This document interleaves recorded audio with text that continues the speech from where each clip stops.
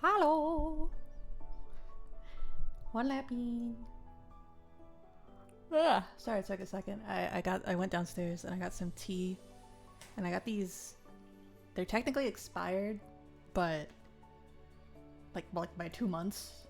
But that's not gonna stop me because I'm big hungry. But I got these little hold on. Let me pull up what they are.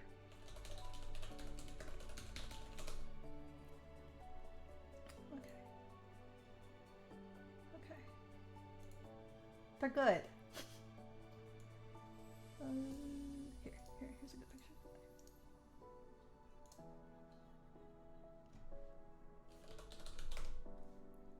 La la la. La la la la la. Where did it go?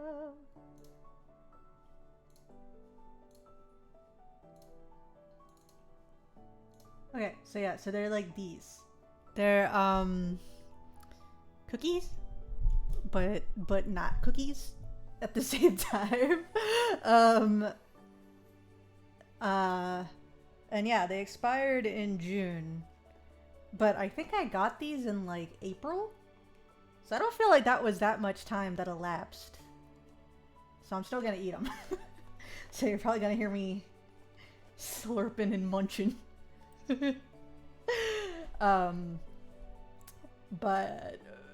But yeah. Anyway, Kalapin, it is you're perfectly positive pudding rabbit PCA. I almost didn't fully cringe at that.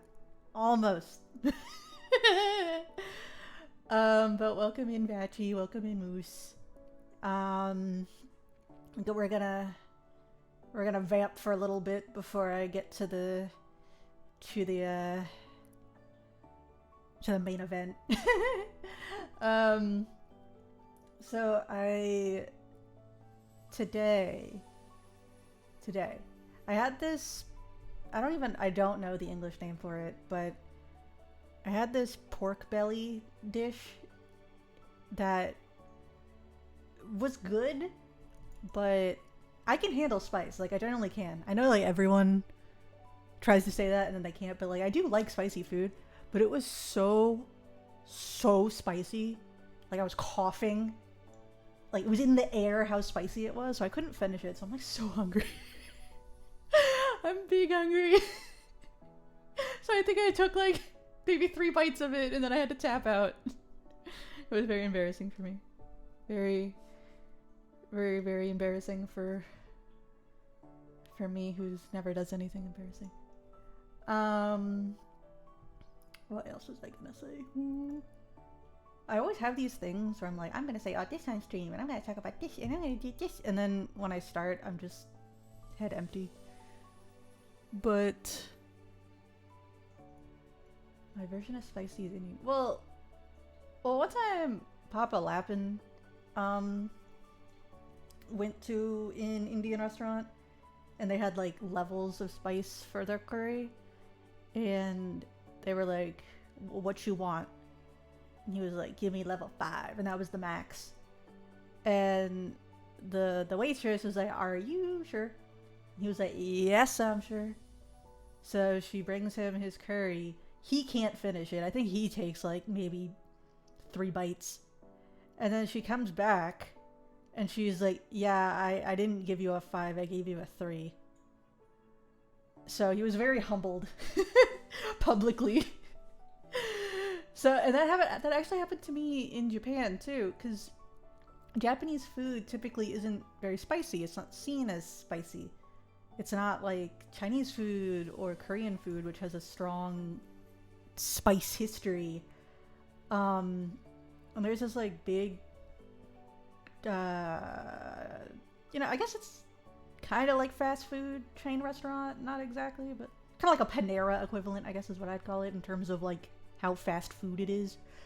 Called Coco's Curry. If you've been to Japan, you probably have been there. And so I went, and knowing that Japanese food is like never really spicy, I was like, well, this curry is gonna be weak. And they also had levels, like the Indian restaurant Papa Lappin went to, but those were up to 10. And I was like, again, their spice is like pepper, right? Like they don't know. So I was like, I'll get a 7, 6, 7. I was like crying. And I'm like trying to eat it and like not let people know that like I'm dying. Because I didn't want to, I was too embarrassed. So I'm like trying to eat it and I'm like just staring at the wall trying not to cry. And finally, halfway through, I was like, okay, I can't do this a second longer. And my friend was like, oh, did you order it spicy? And I was like, yeah, like, was I not supposed to? And she was like, no, this place is known for actually making things spicy, not the normal Japanese non-spicy. And I'm like, well, it's a Japanese restaurant. How the fuck am I supposed to know that? So if I go to Coco's Curry.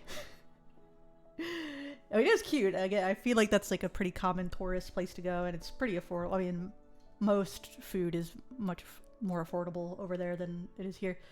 But you should go. Just know that they actually mean it when it says spicy. Welcome in, Thor. But yeah. So that was that. Very spicy, very spicy. What else happened? So many things happened, and then now I'm not thinking of any of them. Oh, I am drinking from a mug that Tom bought me because I had my favorite mug, and it was a Mint Fantôme mug. I mean, I still have it. It's not dead. I still have it, but it was a limited edition one because Mint Fantôme is my Oshi. I don't really like talk about my Oshis a lot just because I always feel like, as much as I do like the VTuber fan space, especially the HoloLive one, at least, like, again, all the events I've attended personally, I've really enjoyed my time there, and I felt like the community was pretty cool. I do feel like there's this unspoken, silent mogging and one-upping each other that happens about, like, who's got the most merch, whose merch is all, like, the limited edition or hand-signed, and blah, blah, blah, blah, blah. So, and I would lose that competition pretty quickly. While I do have some, you know, I guess merch that I could flex, I just don't have the money or the time or the patience to keep up with all of them. So I just kind of, especially with Mint, Mint is very popular and has a very dedicated fan base. So a lot of Mint fans really like to flex. So I don't really make it that known. But anyway, I had this mug, and it was just my favorite one that I drank out of. And I left it on my table. And I went to bed. Then I wake up, and I kind of forgot that I even put my mug there. But I see like a little pink thing, because it's like a normal size mug, but the handle was pink. So I see this little pink thing on the floor, and I'm like, what is this? And I pick it up, and I'm like, this looks like it's from my mug. And then I look around, and I see that Jelly knocked over my mug and broke it. So I texted Tom all sad. Because I was like, Jelly broke my favorite mug. And then Tom bought me one that's looks like honestly pretty identical. So I'm very grateful. I'm very grateful. Thank you, Tom, if he's here. Thank you. Hi, Hiragana. Or Chilai. Hi. Welcome in, to Flap. And hi, Chun. Not Chun. Chun. Consider doing a HoloLive cover. Oh my god! Oh my god, that's so funny that you mentioned that! I should have had the link ready to go.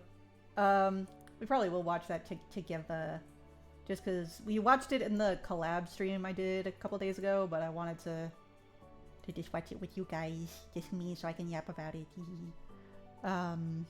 Maybe we'll do that now. Maybe we'll do that now. Maybe. Just maybe. But yes. And Chun was Chin was in it, so we're gonna, you know what, we'll just watch it now. Hold on.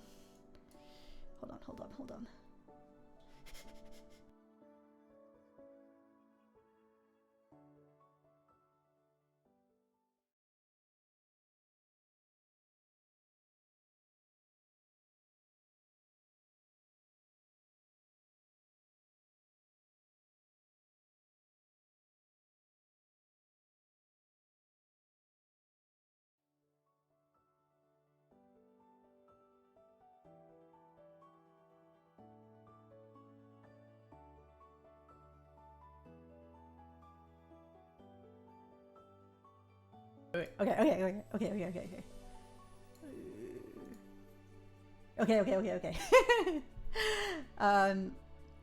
Welcome in, Solo.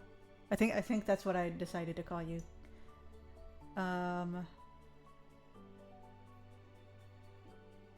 Dr. Moose. Doctor Strange. Anyway. So yes, so I gotta feel, now I'm embarrassed. But this has been in the works since November of 2025. And this project, like, I was gonna go more into like the creation, or creation of it and how I ran it with the collab we had a couple days ago, but people had places to go. Some of them were streaming, so like I didn't want to take up their time with too much yapping, so I guess I can do that now. But this has been in the works since November. I really like Hololive, and actually that August, so yeah, about a year ago was when Hololive performed their English concert at Radio City Music Hall in New York. And I saw Breaking Dimensions, and I guess if I were to compare concerts like just based solely on like set lists, I would definitely say Breaking Dimensions was better. But one of the encores was Odyssey, and I listened to Odyssey when it came out, and I liked it, but it's not usually the type of music I listen to, like not really the genre. But when they performed it at All For One last year, I don't know, maybe it was because of their silly little dance they did with it. I don't know, but I was like, oh my god, this is so cool. So I was just yapping about it a lot. And I also really liked the song Breaking Dimensions.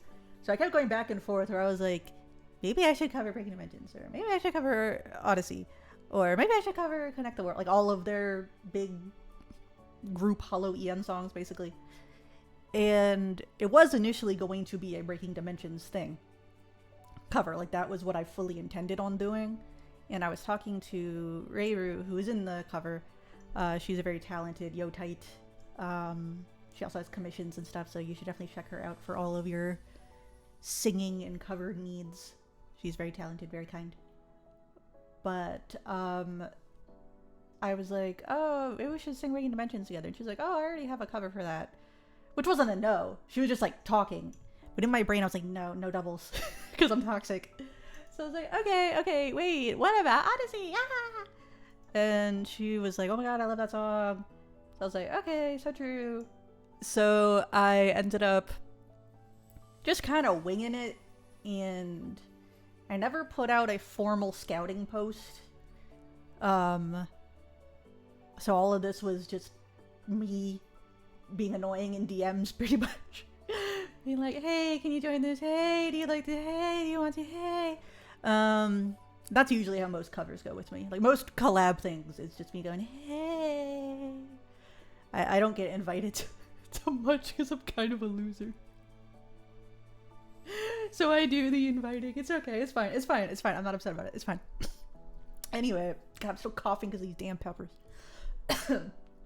I was really excited, and I really wanted to start it immediately, like back in November. But a lot of the people, because it was such a big project, and a lot of the people had commitments and conventions coming up that winter, earlier this year, and then I was going to China. So this was originally supposed to be released in June. That was like my hard cutoff, and I thought it was gonna be even before June. I was like, June, June's so far away from right now. Like, I'm just gonna say June, but it's gonna be out like January. Nope. And now it came out in August. But this was my first time leading something so large. So I learned a lot about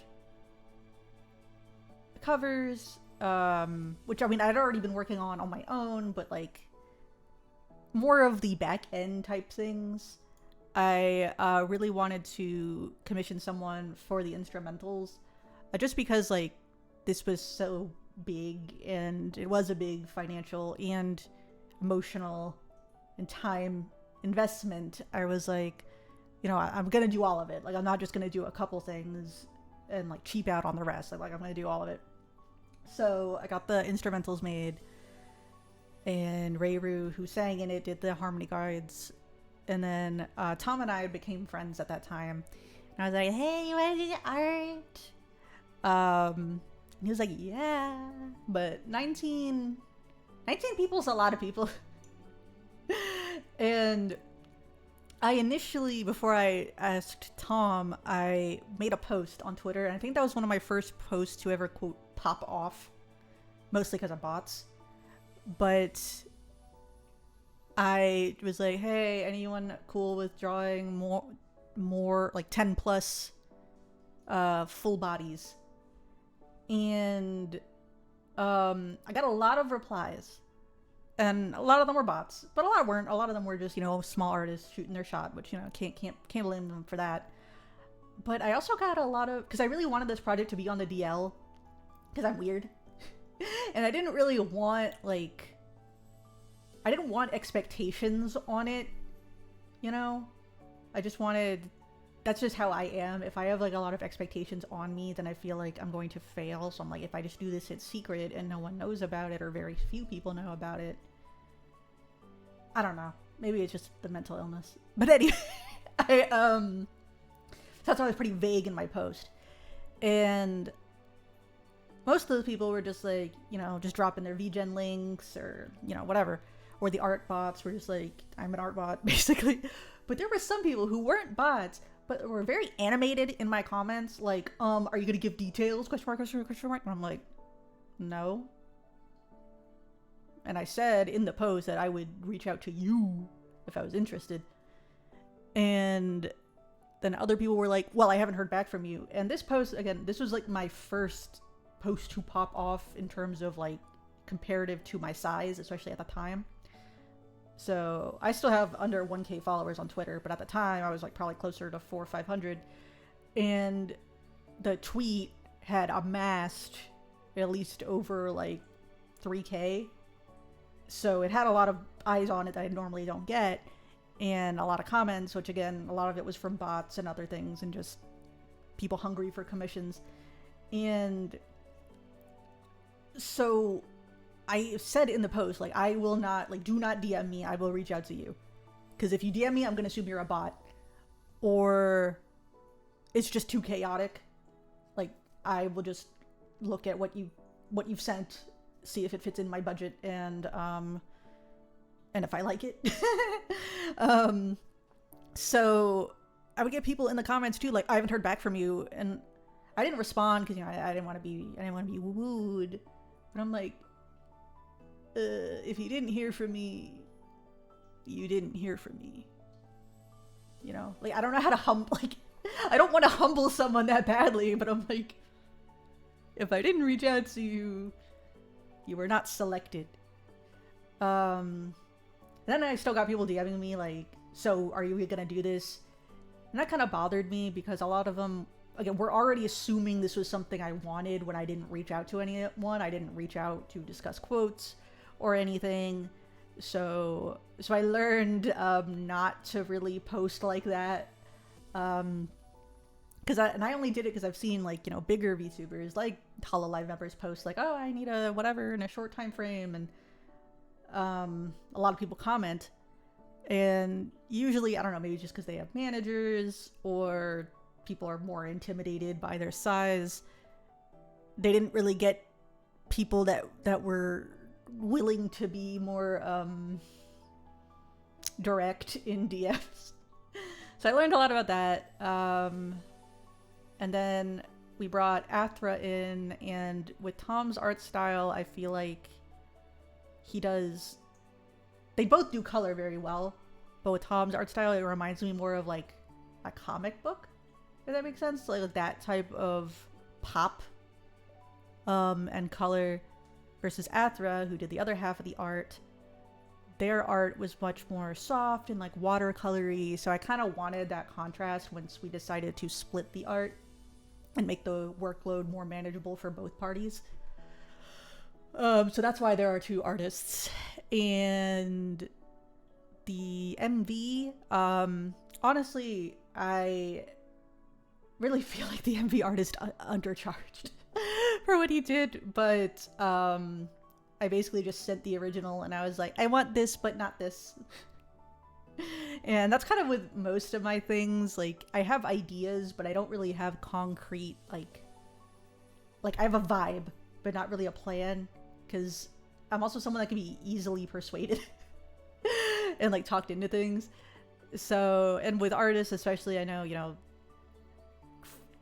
creative expression is very important, so I'm usually like treat it like a skeb, just with these sorts of small guidelines in there. So I feel like the MV artist did a good job in terms of making it very similar to the original, but like not exactly. And with the art, Tom did mention on the stream the other day that he did something that I didn't think to do. So do this if you're going to. Because, you know, Hololive and different VTuber companies work so much with like independent artists and stuff. They had hired someone to do the designs for the original outfits.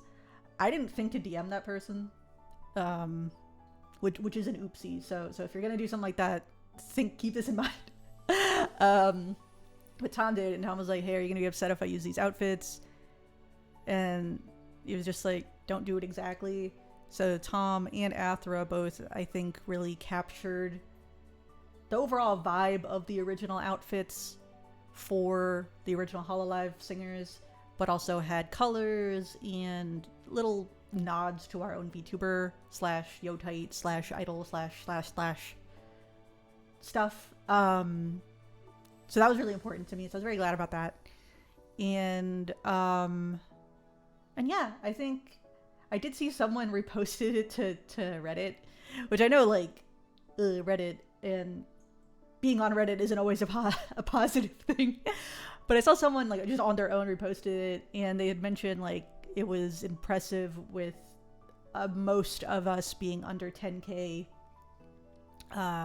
subs, at least on YouTube. And I'm definitely under 10k on YouTube. And that made me happy and sad at the same time, because, you know, I know in terms of like VTubing and honestly every niche hobby is getting more and more oversaturated. So a lot of people just get buried in the numbers and then stay in small channel purgatory. And I guess you can consider myself one of them, but I don't really care. I know, like, everyone's like, I don't care about size, but they do. But it's like, I don't really care. I just wanted to sing with people I knew. Yeah, if you have a bigger platform, that's awesome. But I like singing with people. I think Lulu had mentioned that in one of her streams, or when I did one cover and we played Metro Chameleon. That probably one of the first things I asked her is if she wanted to sing with me, and it's not because of clout chasing or social climbing. It's just like, I want to sing silly songs. Because for me, VTubers and idols are very intertwined. I know that's not how how everyone views them, and that's fine, but like to me they are. So that's a very long-winded way of me saying that. Thank you for the headband. That this was just a labor of love at the end of the day. There were some setbacks, but you know, that's bound to happen. And I tried my best. There are definitely things I learned I could have managed better, could have communicated more. But I hope to do things like this more in the future. I hope to have people reach out to me to do things like this too. I know that sounds maybe a little conceited, but that is something, because I really am someone, I might not be the most talented singer or really talented at anything, but I am a visionary. I do get visions and I can conceptualize, so hopefully I can put those talents to use. Anyway, so we'll watch this and then we'll actually start getting into White Album. But yeah, let me make sure the volume is okay. Okay. I'm gonna cringe hearing myself. Okay. Goodbye, leaving heartbreak of the past behind. There's no more turning back. It's time. Moving down. I'm gonna start about. Okay. Goodbye, leaving heartbreak of the past behind. There's no more turning back. It's time. Moving down our own paths. Evermore voyaging forward to make this journey last.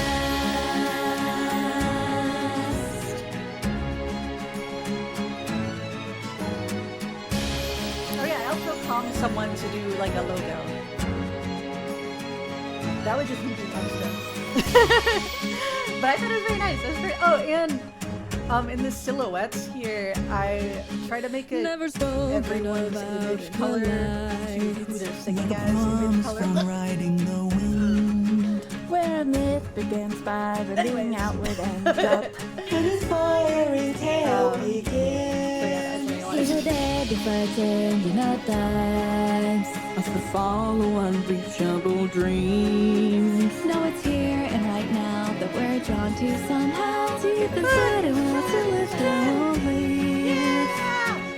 Nothing's aching, looking near and far, touching lights just like I want to yap during this, but I also don't.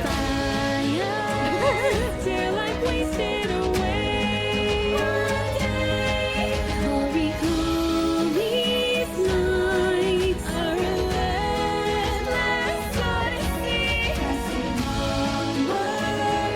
We never surrender. Towards the skies, we can rise again. Song makes me think of Disney song. I don't know why, it just does. Like the drums make me think of war drums.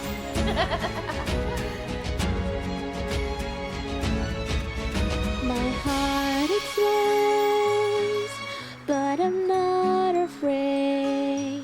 Advent's on the horizon now, but the mission stays the same. One dream could change, leave the world in flames, but sparks remain, reminding of what you've done, but not your name. Send everything. Let this endless. Let this endless. I can follow every star until my heart starts beating. We're 1,000 worlds apart, but justice never knows the freedom. One's bound to be our destiny, it's left to be unknown. But I know that I will never face it alone. Though we've come so far, Where it's light, no far behind there is dark. so we light fires till we're wasted away. One day I'll recall these nights, a relentless odyssey, pressing onward. We never surrender. Towards the skies we can rise again.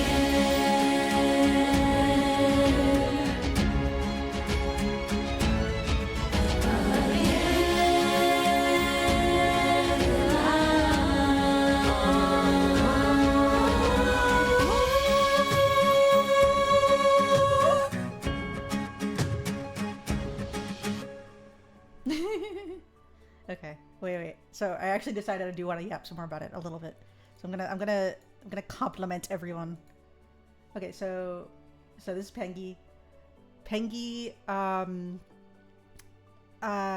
I think I was the most nervous to reach out to Pinky about joining, but I was glad that she did. And I really liked, so in the original art, Cecilia has like her little near her little near looking bird. And I was like, wait, Pinky's whole thing are penguins. So I asked after, I'm like, can you do a little penguins? So every time I see this, I look at the penguin too, and I'm like, it's so cute, it's a little penguin. But yes, Penguin's actually someone I've known in passing for a few years now, from cosplaying. This okay. Sada was a part of my first cover I ever released, which is coming up on a year now. Sana is a really talented singer. She also does vocal lessons. She's actually helped me with a few lessons before. And this was another one where in the original, Ina is sitting on like one of her octopus. So I was like, can you draw the shrimp tail, little shrimps? So yeah, so I liked that. I don't know, and I like the smirk. Like every time I look at it, like it just pleases my little brain. And Haru is I think one of my first mutuals I've had on Twitter. No, on Twitch. I don't really know how we found each other. I don't remember Gomen Haru, but we just kind of did. And Haru joined a little later, but I think it was one of their first times recording too at the time. And for actually quite a bit of the people in the collabs, they were either someone that was very experienced in singing or had no experience or very little experience. Which made me feel a little bit better, because like people, just because I asked people to sing, people are like, oh, like I'm not really that good at singing. I'm like, neither am I. I just want to. Like, don't let me fool you. But yeah, Haru's great. I think Haru released their own covers too. You should check them out. Catherine. I met Catherine because I commissioned her one time. And it was for something that was Project Sakai related. And I remembered when I was commissioning, she was like, oh yeah, I really like this song. I sing too sometimes. It was like a very passing conversation. So when I was casting, I was like, hey, Catherine! So we weren't really even friends or really mutuals at that point, but I'm very glad she accepted. I had so much fun with her in the collab. We have to make that happen again. So she's not staying up till 4 for me. I'll make the sacrifice for her. Kiwi, I haven't gotten to meet or interact with too much, but I really do like her design a lot, and I do like that Top drew a little kiwi bird. When I first met her, I thought her theme was kiwi, like the fruit. I kind of forget that kiwis are birds. But I think she's a good singer. I know she does ASMR? Question mark? And other voice work. Which is a talent on its own aside from singing. So I appreciate it. She came in kind of last minute. And I appreciate her filling in with... She had like the least time, I think. So I appreciated that. Pixie, I was the most nervous asking Pixie. Well, it was really... Okay, so I asked other people, right? And then someone had mentioned Pixie really liking Raura. And I was like, oh. But in my head, I was like, Pixie won't notice me. I'm just so little. You know, Pixie's so big. Pixie's so busy. But apparently she caught wind of this. Someone mentioned it to someone that got back to her, and she really wanted to be a part of it. So I was so when I asked her, I still felt like I was asking her out on a date. I was like, do you want to be a part of this with me?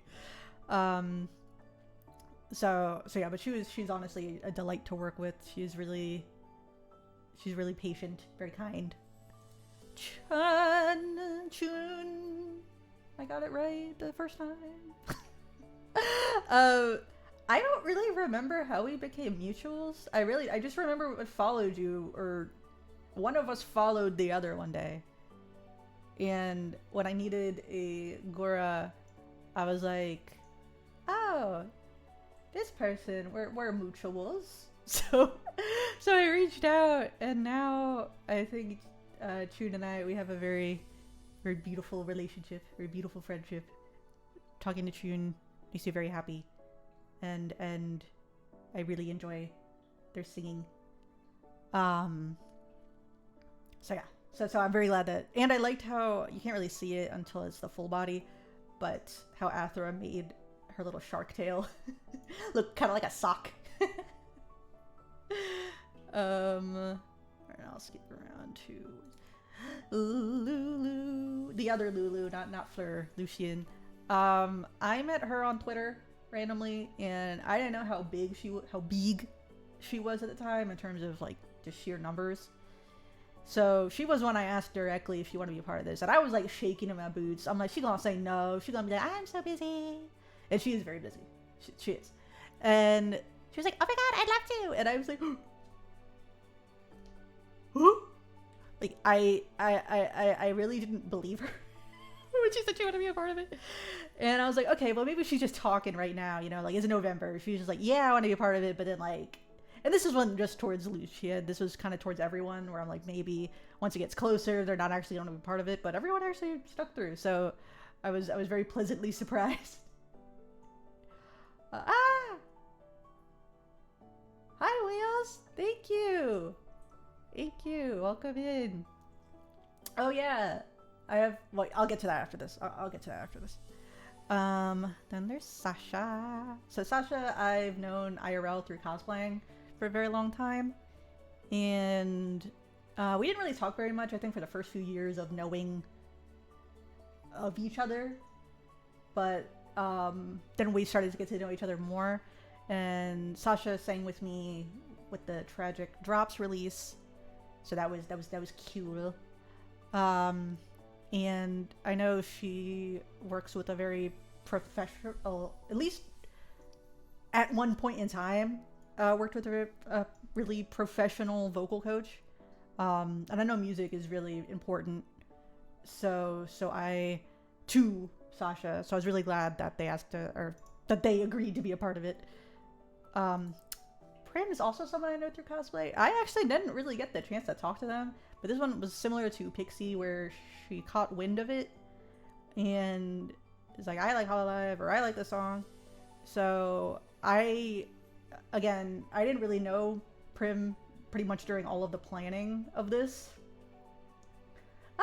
Thank you for the follow. Maple, Acer, Nexus. Can I just say Maple? Thank you for that, Matt. But when I listened to her recordings, I was like I was blown away by everyone. Like I really do want to stress that. Like everyone has their own unique voice and talent, but I was just like, oh. So I messaged Prim and I was like, I like your voice a lot. So hopefully we can work together again.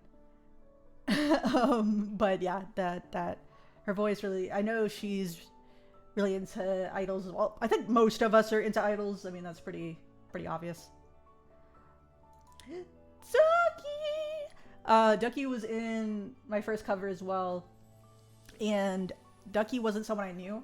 I knew of Ducky through someone else when I did my first cover, which was a Phantom Cheetah cover, because the original person in that had to drop out, but as they dropped out, they were like, oh, but I have this friend that like really loves Phantom Cheetah, so that's how I met Ducky. And kind of similar to Prim, we never really interacted, so we didn't really interact until I got the vocals type thing. And every time I hear Ducky sing, I truly ascend. So I most people I didn't really assign. I kind of just asked like, who do you like type thing, and kind of it went based off of who was available at the time too. But Ducky, I immediately was like, you need to be Narissa. I was like, you need to be Narissa. You have the Narissa voice. And since Narissa's whole thing are little crows and she likes ducks, I was like, make the crow a duck. So I appreciate Tom indulging me in that. Nox, I think I said in the stream, was definitely one of my first mutuals when I bought my model, started V-tweeting. I was a V-tweeter for a lot longer than I was a tuber. And we were gonna do a cover together when we first met, but at the time she was a part of an agency, and she had all these questions that our agency had asked, which made sense. Like it made sense. But I was like, I'd never done this before, so I don't know. I was just gonna go on VJing. So it ended up not happening. Or just, put on the shelf indefinitely. So when I had an opening in this, I was like, wait, let me ask Nox again. So I was really glad that she was able to be a part of it. And I hope we can work together more soon. Nox is very sweet. Someone that gave me a chance when I first started, and, didn't really have anything to speak for. Prissy and Cake, these were another ones where I specifically cast them. I didn't really care who was who, but I was like, they need to be Fuwamoko. I don't really know why, but in my brain, I was like, yep, this fits. This works. This fits. This works. So, when I had asked Prissy at first, this was another, like, kind of mutual, we didn't really know each other. And I asked, and I know she was really nervous because she had never sung before. I think now she has a cover that she released, but at the time when I had asked, and I was like, girl, me too. It's like, trust and believe. I'm really not that experienced. I just like to. Like, do not let my enthusiasm fool you. And then Cake, kind of similar to Nox, was someone that I just befriended through V-tweeting. And I had posted back at the beginning of 2025 that I was doing something for my birthday, and Cake was like, I'll be a part of it, and I was like, really? So we watched Your Name together and played some Among Us.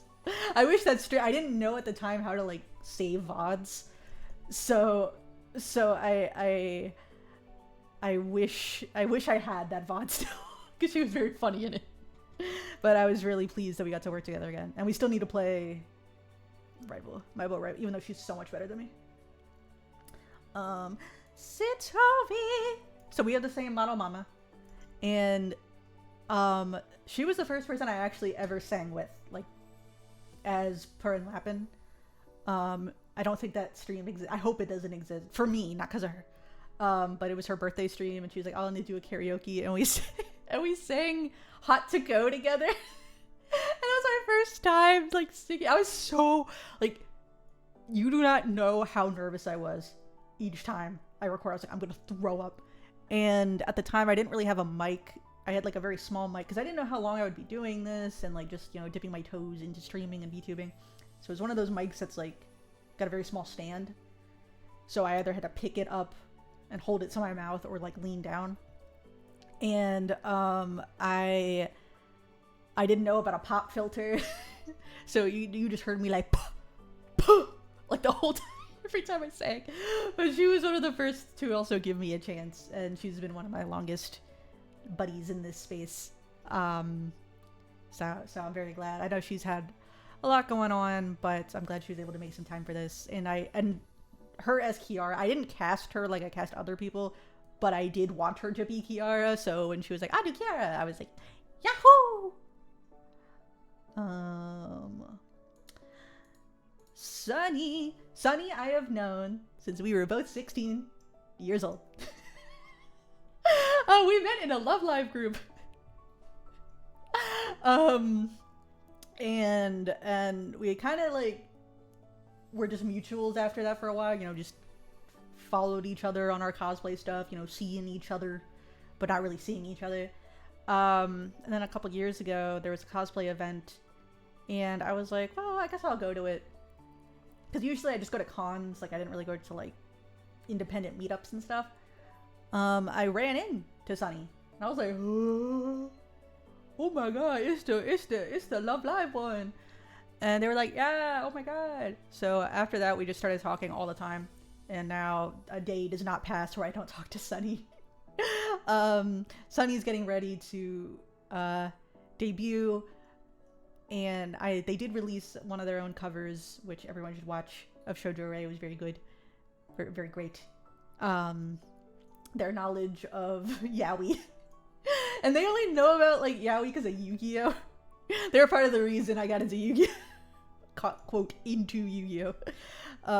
But Bae is one of their favorites. When I started getting like the Hololive virus, when I spread it to Sunny, I was just saying, we should cosplay Hololive, you should listen to Hololive, you should do Hololive. And once they finally did, they were like, you've infected me.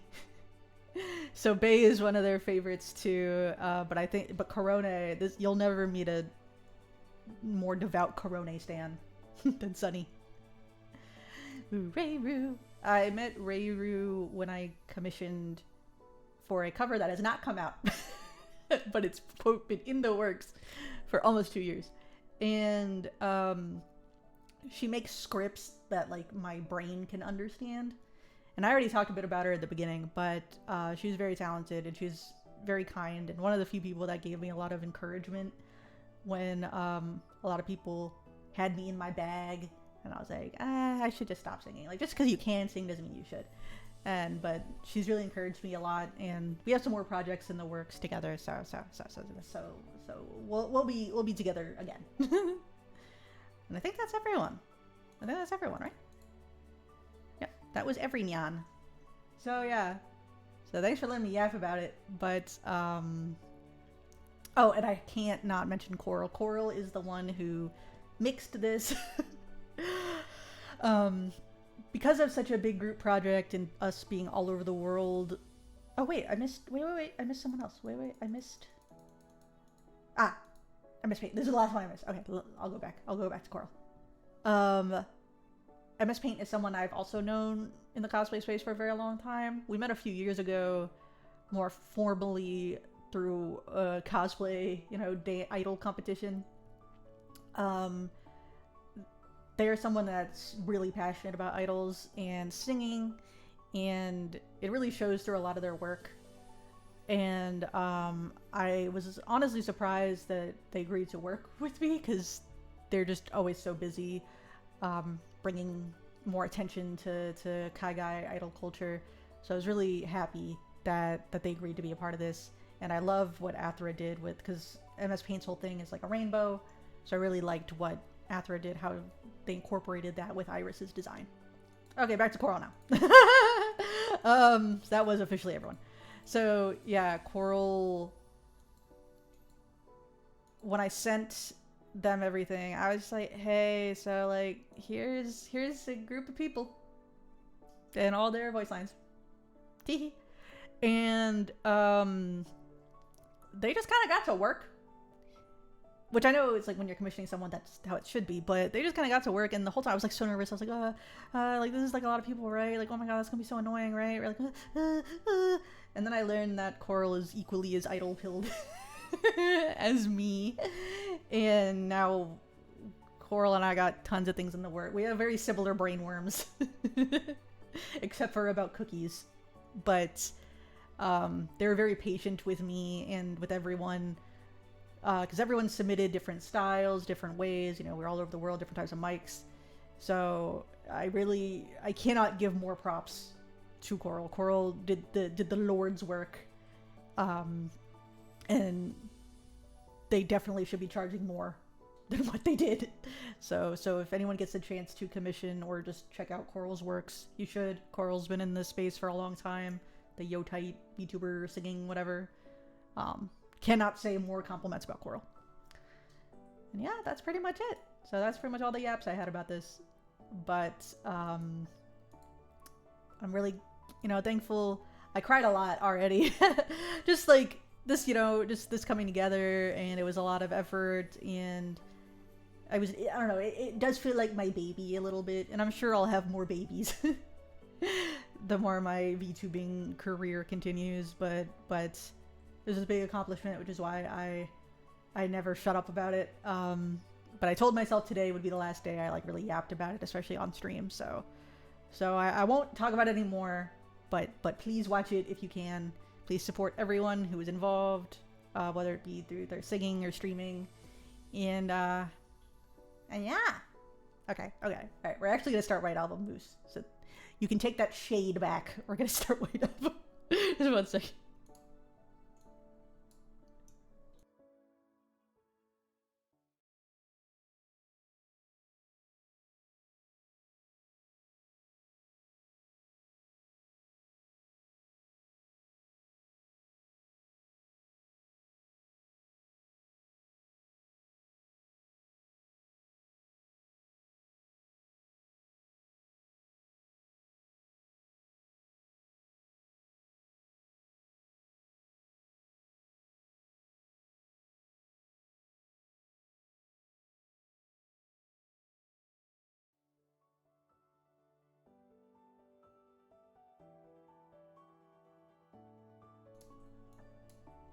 Okay. Oh my god, hey. I'm back. Sorry I didn't really respond to comments when I was yapping. I was just like, I need to get all these thoughts out before they never get out of my head. Hi, can I call you 6'7"? Please. Welcome in. I don't want to. I don't want to say. I don't want to say. I don't want to say an STI on stream. So sorry for not really commenting, but thank you, Maple, and of course Chun and Batchy and Moose for all your compliments and support. But getting back to the finale, so I'm gonna give kind of one more very terrible rundown of what's been going on, because I actually have some things I need to share about this, because I'm kind of silly. But oh, my background's open. Thank you. Okay. So ooh, I already forgot. So we are Toya Fuji. We're kind of, I don't know, we're a chud. We're very annoying and a terrible boyfriend that's been dating this one for a while, and this one became an idol, and it's basically that. It's basically, will we cheat or will we not? I chose the route where we don't cheat. So we're not cheating, but cheating is a very big theme in this. So and she's usually like the one. No. You want to talk about 9/11? But she's usually like the one that you cheat with, because you can only start with either their roots first, I believe. But yeah, I decided to be loyal. We are a loyal, humble king and are with Yuki. She has a manager named Yayoi that's very domineering, and I don't know, I think she's in love with Yuki to the point where she'll seduce us to keep us away from Yuki. Then there's Haruka, who's like a childhood friend. I don't know, she's just kind of there. She's not really that important in this. Then there's Mana, who's a high schooler that we tutor. I see her purely as like a little cis character, but I know some freaks out there don't. But Mana's actually kind of the goat. Like, I do actually like her personality. how she reads us to filth all the time. But what else? Who else? There's Misaki. I almost called her Mizuki again. Again, she's kind of like Haruka. She's someone we went to school with and still currently goes to school with, and she's also just kind of there. Best boy Akira has a crush on her, and Akira is our male friend who I love to death, who is so much better boyfriend, male, human, friend, just every word you could think of. He is better than how we are, and I'm so grateful that he's in there to at least to distract me from how awful we are all the time. Forgot to switch over. I wish he had a root. I truly wish and pray every day that he had a root. But he wouldn't. But we wouldn't deserve him anyway. So maybe it's good that he doesn't have a root. But yeah, this is Rina. She's like an older idoru in the same company, and she's been an idol. She's kind of like Hannah Montana. Like, she's been an idol for a while, and any guy would be lucky to have her type thing. And Yuki's kind of like her cute little kohai. And I mean, I'm assuming in her route she falls for us, but we said no, we are loyal, so I don't know how deep it goes, but if you read her route, I guess she's really into us. But she's an idol too, and her brother owns the production company that the both of them are signed to, or the label, whatever. And her older brother, we learn, has a crush on her, and her older brother with white hair, signifying old. Yes, they're all adults, well, except for Mana, which I do appreciate in this VN, but like still, this is like barely a 19-year-old, and they got this guy that's at least, if I'm being generous, 30, but probably older than that, crushing on her. And we get told this information, and we're just kind of like, alright. We're just like, okay. So,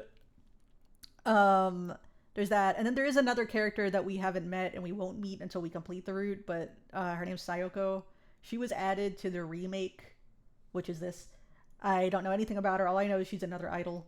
But I think, from what I've read, skimmed, she's kind of like Mana, but an adult idol. So, go girl, give us nothing. But in the Yuki route, basically it's just us juggling with her being an idol. Are we cool with her being an idol? The answer is no. But we say that we are, but we're not. And apparently this all takes place in 1986, which again, I don't know when that was confirmed, but it's just a thing. So I guess that's part of the reason why the communication is abysmal in this story. Because I feel like if they all had cell phones, especially to the capacity that cell phones are at now, most of these little issues that they're having would not exist. Would not be happening. But she can't really spend time with us because she's doing all this stuff. And again, I kind of thought that, you know, idols, I mean, maybe not even, I know American celebrities are a little bit different, but especially with idol culture and stuff, like when they're poached pretty young, and she was poached in high school, so pretty young, that they're not allowed to have boyfriends or girlfriends or partners, like, at least publicly. Like, people aren't supposed to know that, like, it's very on the DL. And I guess they kind of make it seem like they're on the DL in this, but they don't really follow it as strictly as I think they do in real life. And it's like in their contract, they can't publicly date until a certain point, at least with certain, like, I know with Twice, the K-pop group, that was a thing until like they reached a certain year, and then they could be publicly in relationships and stuff. And I'm not arguing whether that's a good or bad thing. I'm just saying, like, that's just how it is. So I'm just kind of surprised they didn't make her break up with him as in general, especially like when she was just starting. You know, she's kind of, you know, when you debut as like an idol or something, like, you got to make your money back. So you're kind of indebted to the label for the first couple of years, maybe even longer. So I just figured they'd make her break up, and she kind of doesn't really have a choice about it. But especially since her boss has a crush on her. But NVM, I guess. So yeah. So yeah. Now on to now. So I kind of made a little bit of an oopsie. And this VN is a little different than other VNs where it runs on a point system, where your route depends on how many points you unlock with the girls. And I did not know that somewhere back in November, in the timeline of the story, I clicked something that made me lose 1 point from her. So I didn't unlock her route. So I was like, what the fuck? Like, I did all this talking about the Yuki route, and now I'm not going to get anyone's route, because now I don't have enough points for her or the others, but I'm not going to get her route. So I'm like, no, we're not going to do that. So we didn't really miss much. So we're going back to December, New Year's Eve, like the concert. So we're going to rewatch that part a little bit, but hopefully I got us back on track. And now that I know we can skip, I really thought you couldn't stay home. I really thought that wasn't an option. It'll go by pretty fast. So yeah, so this is still the finale. So right now Yuki's got a big concert. It's also her birthday, it's Christmas Eve. And yeah. So yeah.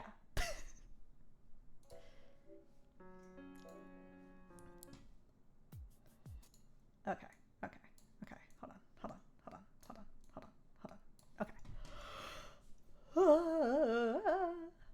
Okay. 2009 Yuki's performance. It's still a while before it starts, but I'm already feeling amped up about it. This is a CRTV, right? Someone tell me. Someone old tell me. Because I'm not old. I'm like 12. No? I feel like that's pretty normal, you know? Like when I know I've got an event, I kind of spend the whole day gearing up for the event mentally. I'm like, oh, I can't do this because I have an event. Oh, I'm thinking about this because I have an event. Like, you know? So I don't think it's dumb. Like, when I'm thinking about, when I know I got somewhere my ass needs to be, I'm thinking about that place.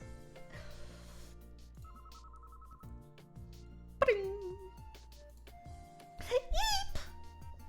You shout like a little anime girl. Hold on. I need to take some tea. My throat's already hurting. I've done so much yapping already. Okay. Drinking peach tea. Peach black tea. Anyway, we shouted like a little anime girl. Kia!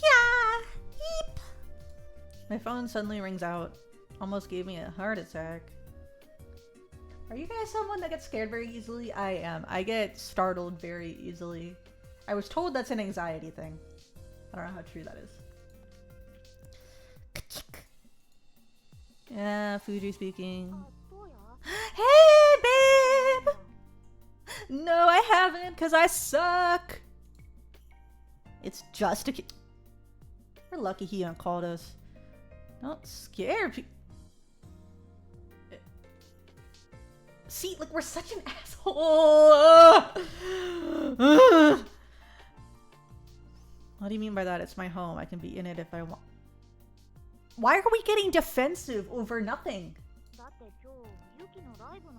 Yeah, see, Akira's a good boyfriend. He knows what's up. Yeah.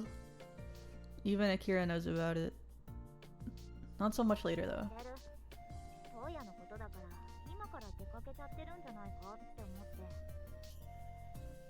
He must not know us very well. Because we're not out the door. We're very much sitting our ass at home. I don't know what you're implying. Yeah, bye. Even Akira can tell how excited I am about our show. Oh yeah, apparently this was like all booked up and Yuki got us tickets. Oh yeah? What's stopping you?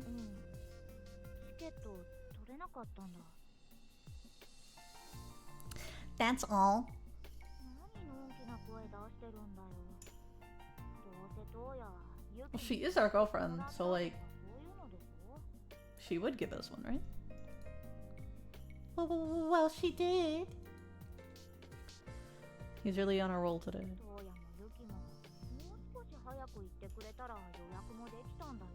Yeah, tell us we're bad friends, because we are. Whoops. But to be fair, I only found out about the other day.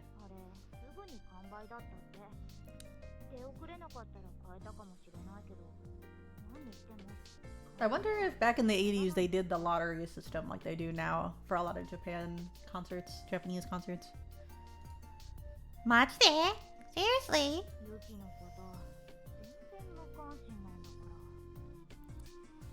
I don't know anything about her, do you? Nope. He mutters like he's telling me off.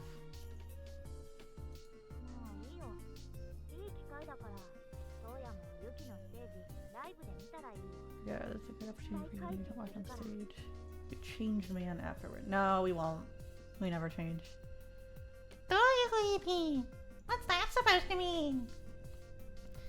Got a point though. Since we decided to keep work talk to a minimum, we're together. I've honestly been in the dark regarding her career and rising popularity. He's right. It's probably a great opportunity for me to see her in action. Plus, I can see what she's like on the other side of the TV screen. I'll be sure to cheer her on with gusto.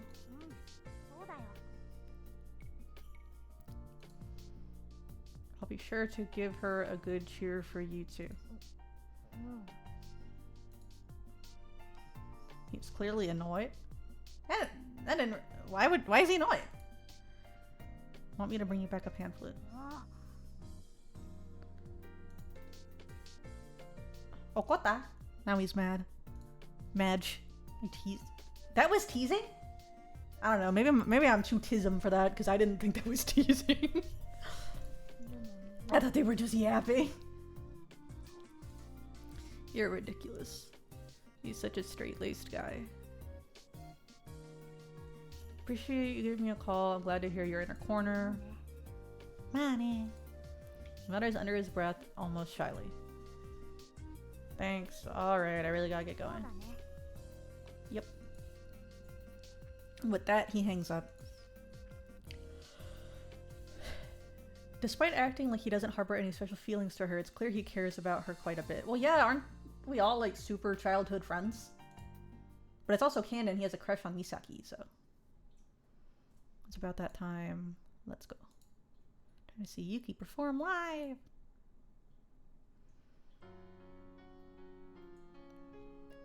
I arrive at the venue carrying a bouquet of flowers I picked up along the way to find the place already packed. Groups ranging from school kids to guys closer to my age line up excitedly to get in, the air white with their breath. Everyone is spending their Christmas Eve here just to support you.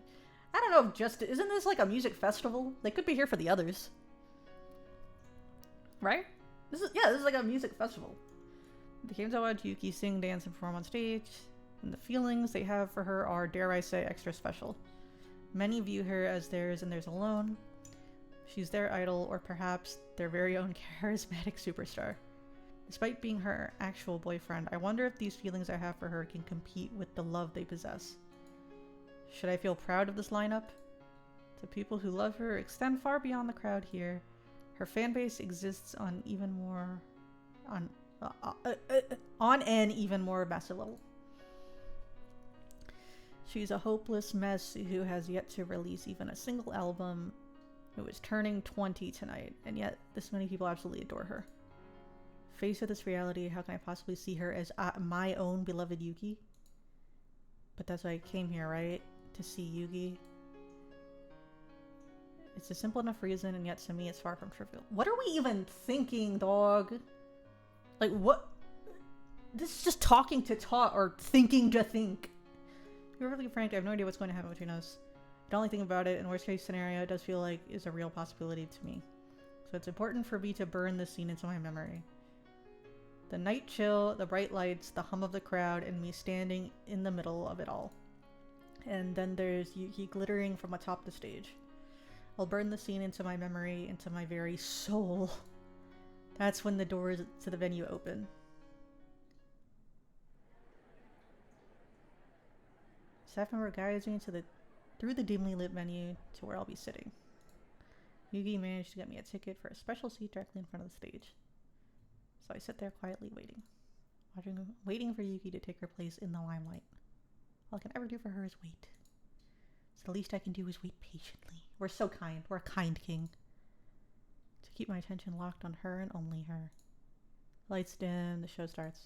Yuki's first ever solo performance begins. We're gonna watch it, even though we did watch this already, but you know, that was weeks ago. Yeah! Woo! Sing it! Yeah!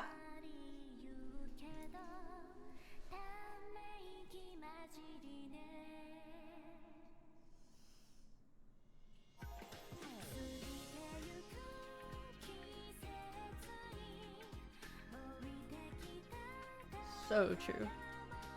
Oh, by the way, I'll say it during this interlude. I forgot to say I have some new redeems.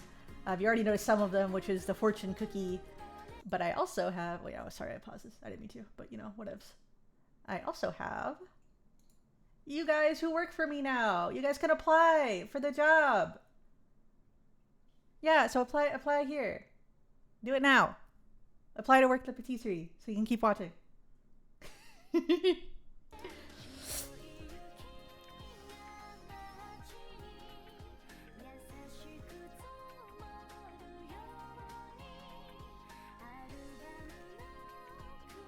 You got hired!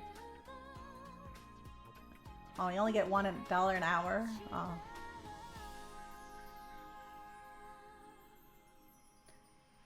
$7 an hour. Ooh. Vachi always causes problems. Vachi's always causing a commotion.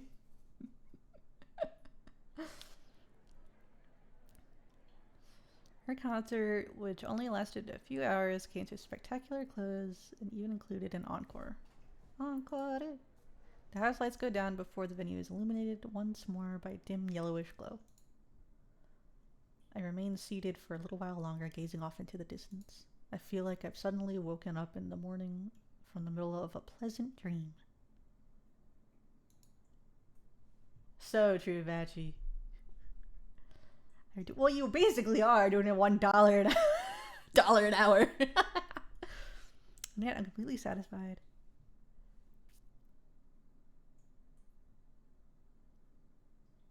I'm overwhelmed by AG. AG's the boss baby. Ultra professional stage direction, plus the elaborate lighting and gorgeous sound quality, but more than that, I'm floored by Yuki herself. It's pressing to admit it. AG may have been the one to write and produce such memorizing tracks, and yet the performer, Yuki Morikawa, is the one I couldn't look away from. Well, duh! Like, I'm sorry, but when you're at a concert, you're not really thinking who wrote this. Like, when I'm at Miku Expo, I'm not like, this song was by Pinocchio P! I'm like, Miku, let the robot sing. So it's pretty normal for a concert. Like, she is the performer. We're so silly. Sound of her voice, the way she danced, her playful banter between songs, all of it touched my heart. This is like the first time we've seen her perform, right? Like in canon in the story. I think so. Despite sounding hesitant and unsure in her intermediary monologues from lack of experience, she still made my heart race every moment I was watching her. Why do we even need to think these unnecessary things, though? Like, why do we... Despite her sounding hesitant, unsure in her intermediary... Like, just been like, she made my heart flutter. Or made my heart... Yeah.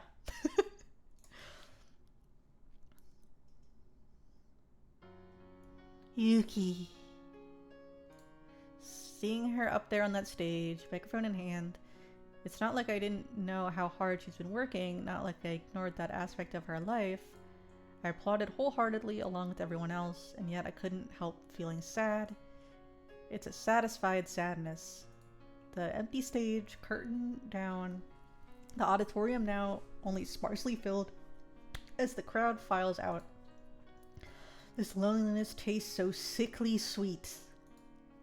All I can do is sit here in a daze. Despite being a special day, it's somehow no different from any other aside from the fact that I'm here in this reserved seat. Is Yuki really on the other side of the stage? And is she aware of my presence sitting out here in the audience? Well, she's made it pretty clear that despite being an idol, she is like absolutely head over heels for us, so I assume so. The crowd filters out one by one. An announcement within the theater reminds us to leave in a calm and orderly manner.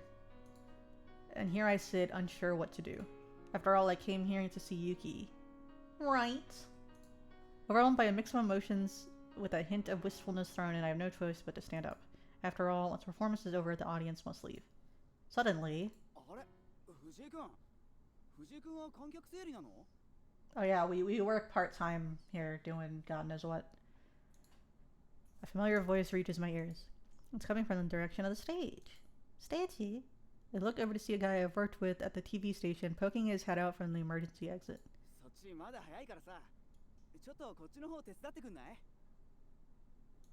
Sounds like there's a bit of a mix-up and he thinks I'm part of the stage crew. Suddenly hit by a light bulb moment. If Yuki's surrounded by the same crew as usual, then most likely no one would bat an eye if I were to join them. Though I'm sure someone will figure out they don't belong there, and at some point, especially since Yayoi is probably around, it might give me enough time to see Yuki.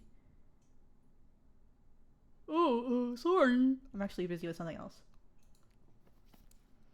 Bowing my head apologetically towards the other guy, I hurry off in the opposite direction. Take off my jacket, throwing it along with my bag and bouquet of flowers onto the sofa in the hallway before making a show of rolling up my sleeves. This ensures that if anyone I know from the TV station sees me, they won't get suspicious. I race towards the green room where I assume Yuki must be without a single glance at the layout of the venue.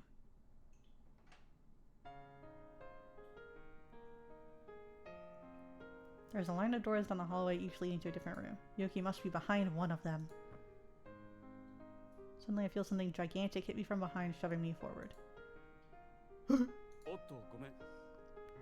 It's the predator. No. Stay away from my girlfriend. The guy who bumped into me reaches out to help me up. Eiji.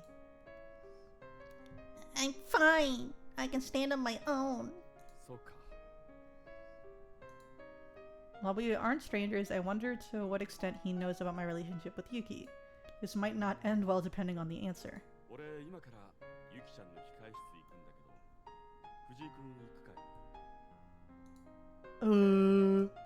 Sure.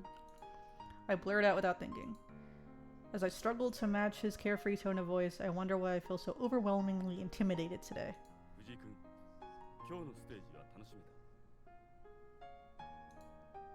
Honto? Yeah, of course! I reply, remembering the lighting, sound, and atmosphere from the show earlier. I managed to shove my former excitement deep down so I don't sound pathetic. Oh. Now that I think about it, the stage crew probably didn't have time to lounge around watching her show. And they'd absolutely never say they enjoyed it or anything like— What? What? I don't think that's inherently true. I've done tech before. I used to like half watch the show and, you know, be like, yeah, that was cool.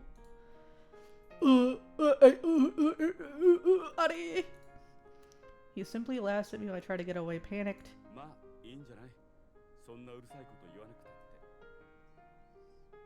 What we need to turn into a big deal is you trying to prey on your employee. That's what should be turned into a big deal. On edge, there's not much else I can do aside from follow him. We bump into various other actual crew members along our way, but no one dares to question what I'm doing back here since I'm with Eiji.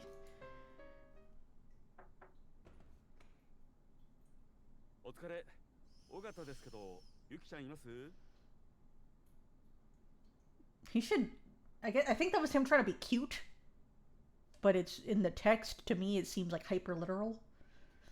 It's like, duh. He cheerfully calls through the door, closes the door of the green room, as paying a friendly visit to a neighbor. Hi. Voice responds almost immediately from inside. Hi, Ogata-san. Otsukaresama desu. She stands up from where she's sitting, having just wiped off all her makeup. The final exclamation of surprise was directed at the man standing next to Eiji. That is— Me.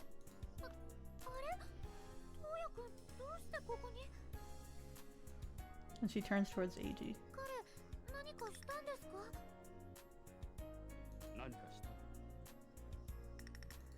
This time Eiji's the one to pose the question. Panicked, I frantically shake my head. Don't start puffing up your chest, acting like you're gonna protect her. This time he turns the question on Yuki. She shakes her head firmly. See, I hate how he's like playing like he's supporting us, but not supporting us at the same time. I don't like it.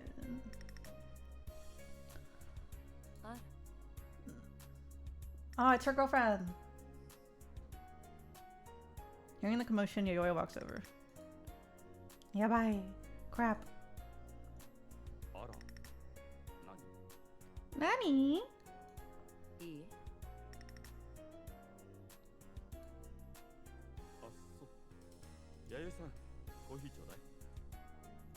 Can't I get you a coffee around here? He does in an attempt to shoo her out of the way while we head further inside.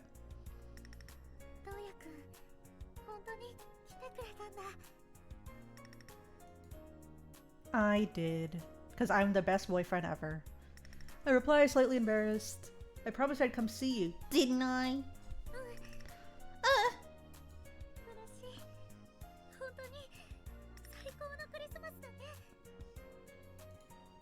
And birthday. She forgot her own birthday. Suddenly I realized I came here empty-handed. My belongings along with the gift I brought for her are all back in the hallway. Oops. Sorry, I brought a present, but 気にしないで、トウヤくん。だってこんな風に aw, she's so cute. 私のところに We don't deserve her. 私それだけで他に何もいらないよ。 Yuki. なんてね。実を言うと私も何もないんだ。時間がなくって。 Well, yeah, but it is your birthday too, so we really should be getting you something. It is Christmas Eve and your birthday. ごめんね、トウヤくん。今度は絶対にプレゼント交換しようね。二人で。 Yeah, definitely. いいね。こういうけなげな恋愛ってのはね。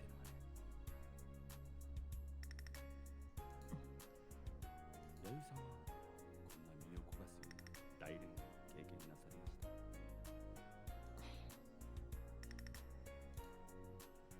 ステージ絶対見に来てくれるって思ってた。 Aw. だから私すごく頑張ったんだよ。 It should. You're amazing. Sugoi. And I mean it. I was seriously impressed.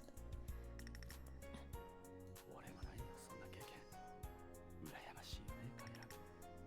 例えば、そこにあるリボンの巻かれた小箱ね。あれは、ユキちゃんが俺にクリスマスプレゼント。 So he's jealous? I wanted to like him too. じゃあ、不思議だな。あれは一体誰にあげるはずの It probably is free AOA for being for real though. なん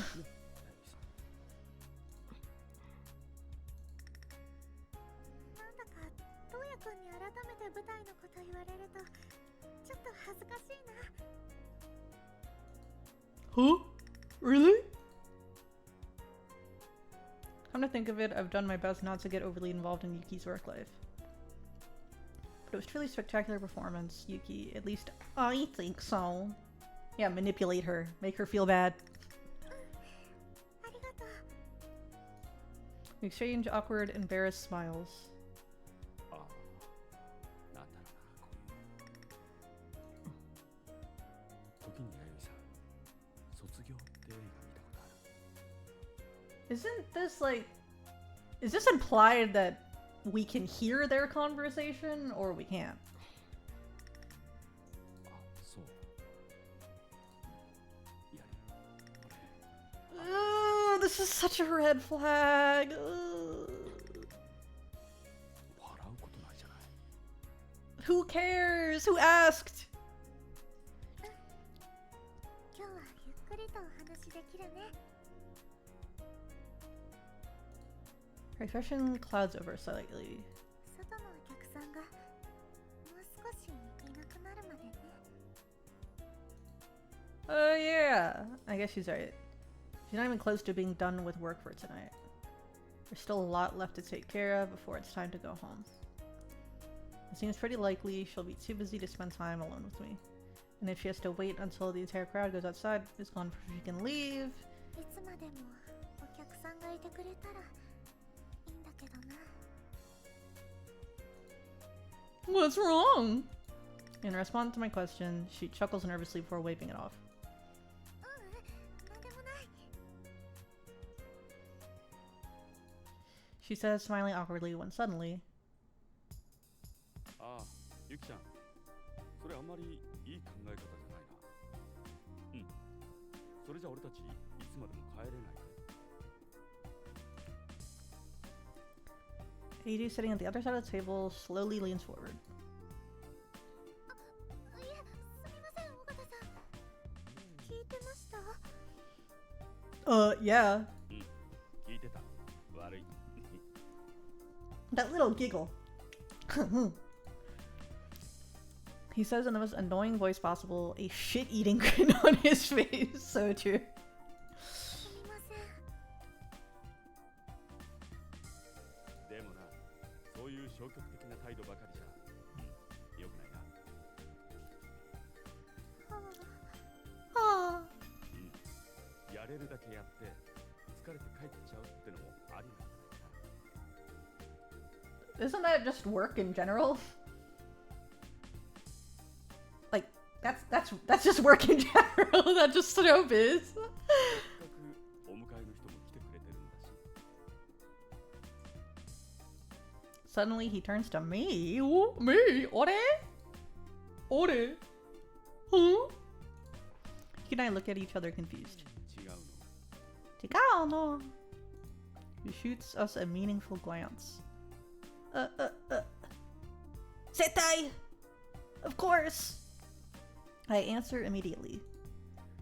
I always stand in the back of the room, quickly stands up. 何、弥生さん。 Stay away from my girlfriend! いい。しかし、まだ外にはたくさんの観客の人たちがいます。そんな中、男連れで出てっちゃまずい。 Even with a strong man to part the seas? Wouldn't that cause a bigger scandal for her if she's seen leaving with some nobody like us? それもそうか。じゃあこうするか。古典的なやり方だけどさ。 That AG picks up a hat from the back of the room, flipping it onto Yuki's head. Eep. これで髪の毛をコートの中に隠しちゃおう。 Aha. Disguise makes her look like a scrawny guy. As long as no one gets a good look at her face, she'll be basically unrecognizable. But aren't her very enthusiastic fans waiting outside for her to make an appearance? There's no way she can pull a fast one on them like that. Right? 次は君だな、藤井君。 Grinning merrily, AG places something on top of my head this time. I look in the mirror to see I'm wearing a wig styled in a bob haircut. Calling you Bob? Why do I need a disguise? ちょっとそこを並んで立ってみな。手握ってみて。 We follow his instructions. Looking in the mirror, I can't help but feel we, especially I. Whoa? Hello? What does this even mean? What? I can't help but feel like we, especially I, look like two queer guys. Okay, so true. No, I think it worse. Yuji, we look like a couple. What was he gonna say? What was he gonna say? I mean, a gay couple. You know he was gonna say something homophobic. Yuki's presence makes me tone down my word choice, though it doesn't stop AG from grinning mischievously. まったくだな。ここまで似合うってのもなかなかいいキャラクターだぜ。まあ、こんな長髪男二人が手をつないでお似合いなんて光景を。Geyser! Hello! How do you get to the faces of two dudes? So he's banking on the homophobia, especially in 1986. Most deaf people are homophobic back then. Crazy. Wait, this is so crazy. I'm. No one warned me for this. I didn't know I was gonna get this. I knew this was written in the 90s, but like, damn.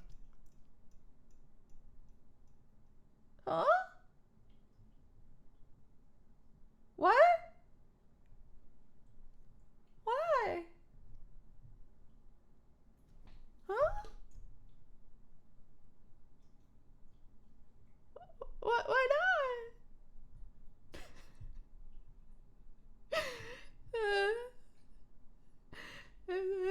This is so sad. I'm being flamed. Why? What did I do? What did I do?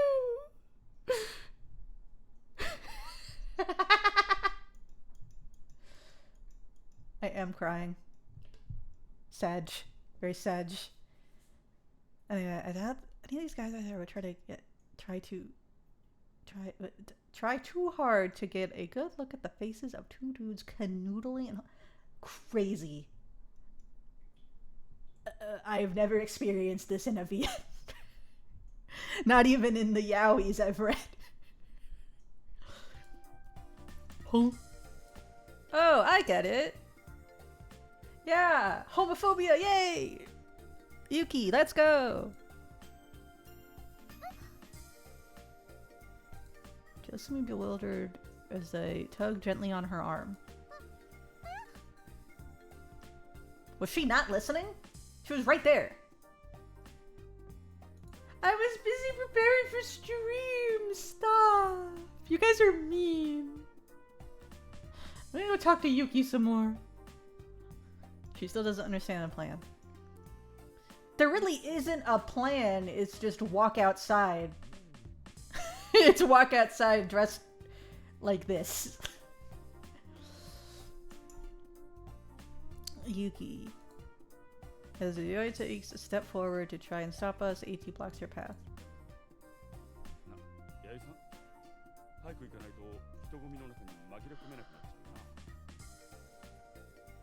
Why are you guys flaming me? What happened? What did I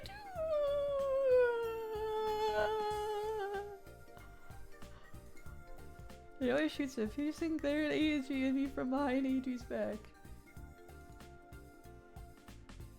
But then, with a small silent nod, her face returns to her usual deadpan expression.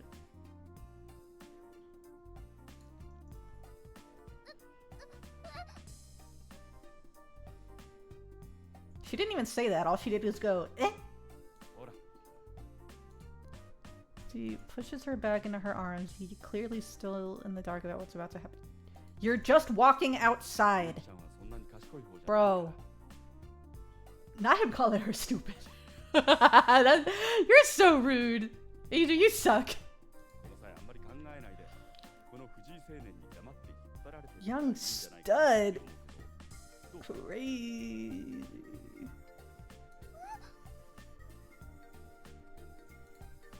She's still confused. Even with the disguise though, this won't be easy. We'll have to somehow sneak out of the venue through the throngs of fans still blocking the exits. Come on, Yuki. Make sure your hat's in place. I thank AG from the bottom of my heart before we quietly... Where was the bottom of my heart? Thank you. Before we quietly make our escape.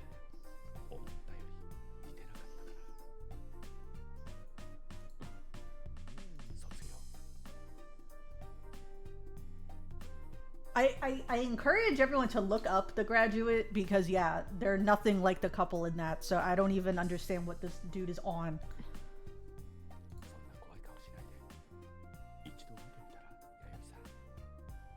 Is it in her contract? Is that in her job description?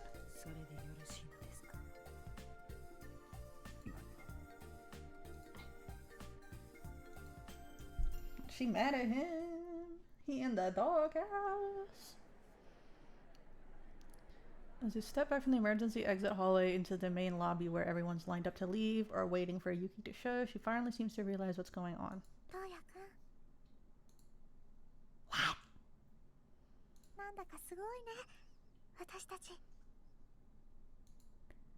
Are we? We make our way through the crowd as calmly and inconspicuously as possible before stepping outside.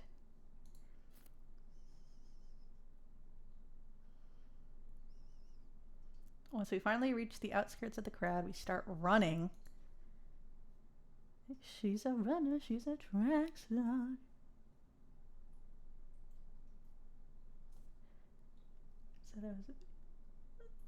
Well, wait.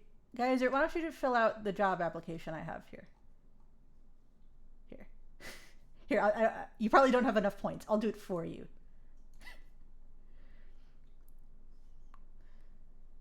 And you're making 22 an hour. See, you're treated so well. So get back to the singing. Once we finally reach the outskirts of the crowd, we start running. It almost feels like we're two fugitives breaking out of jail in the middle of the night.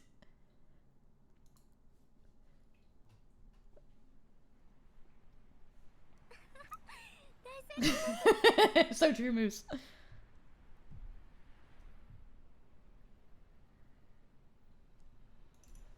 We stopped to catch our breath outside of the station. Who is a disco? What? Who? What? Huh? Me? No. I reject this. No. No. You guys are really pissing me off.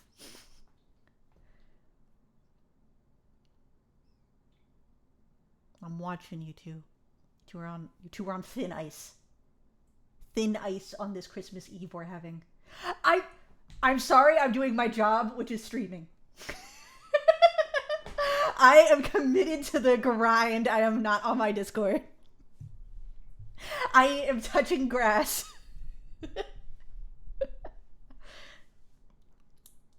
Thank you for that. So I have to get to a route outside the station where the trains have long since stopped running. Oh, I should take some more tea. Gulp. We stopped to catch our breath outside the station where the trains have long since stopped running. We ran the entire way here. We sound like we're dying. I glance over at Yuki. What's up? What's up? Worried about what is going on in my server? What is going on? What did I miss? Why is everyone coming at me? Stop! You guys are being so mean to me. Leave me alone. I was streaming. Stop! I was literally talking mad praise about Tom. Moose better back me the fuck up on that, because I did. I'm gonna take it back. I'm gonna take it back now. Tom, apply for a job. Do the job point redeem. Do the apply to the patisserie redeem.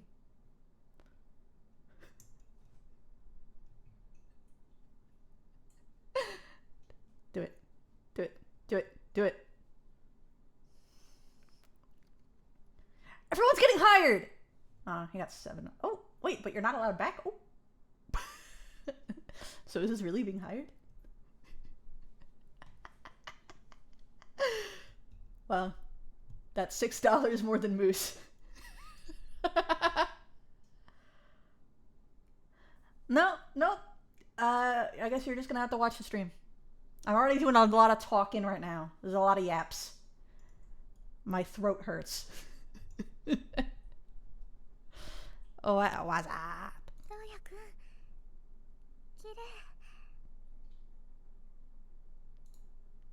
The display behind her, a blanket of glittering lights, illuminates her as she stands there, enhanced by the glow.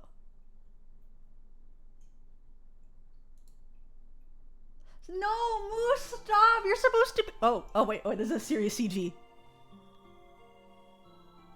That's how you know it's serious. I wish Hiragana was here. She lies, so he can back me up. It's serious when you see this.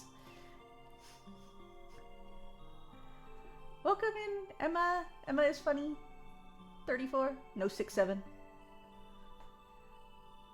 The center is a huge Christmas tree set up for the holiday. I've never seen a tree lit up like this. How do they get in there and, like, weave all them lights in there?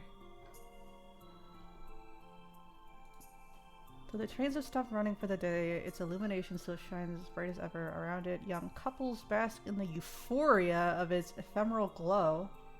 So true. Even on a night like tonight, the two of us are welcomed into this charming, almost sacred scene. I've never dreamed of experiencing a night as beautiful as this one feels. Us not spending an extravagant night together doesn't matter to me. Well, it kind of was. She did a whole concert. That is kind of extravagant. Like she did a whole ass concert. What? Thank you for the hydrate. I'm drinking tea. What's matter to me? I'm happy that we got to share this one beautiful moment in time. The almost purifying light beams from out of the darkness and enveloping us. Enveloping? It's enveloping, right? Enveloping us in warmth. Yuki! I call out to her before stepping closer to her side. I enter the circle of lights. The circle of lights? You mean the tree? It really is gorgeous. Tom?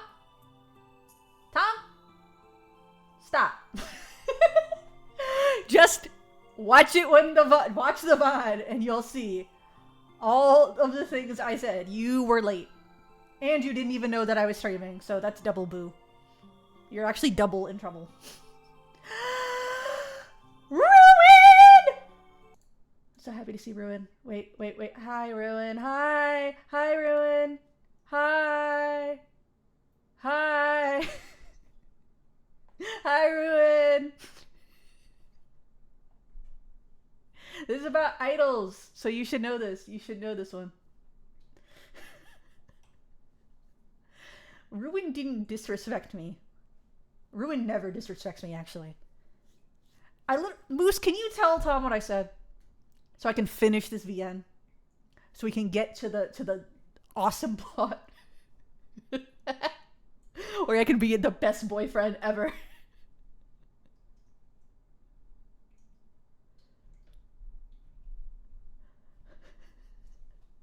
What did you really ruin? Why are you sending dog gifts? Or dog emotes? You don't even use my own emotes. So fake. You're the fake one. If anything, it's you. If anything, it's you. What do you mean you don't have... Well, because you're not subbed to me. Wow. Wow, you call yourself a Discord kitten and you're not subbed to me.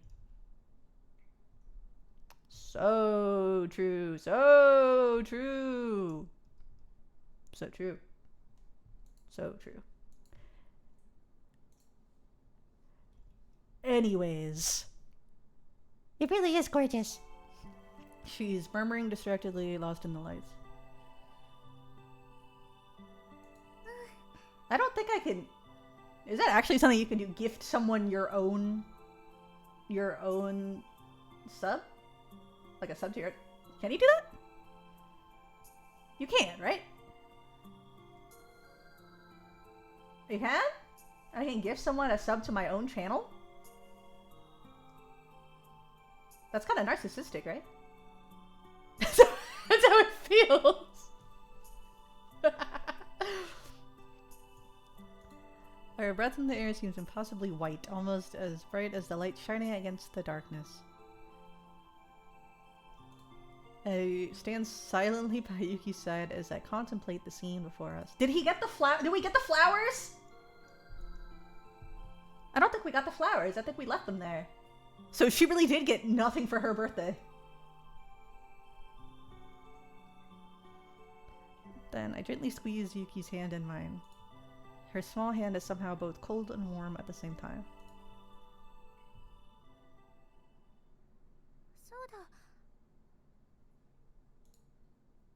Yeah, baby. She murmurs suddenly under her breath.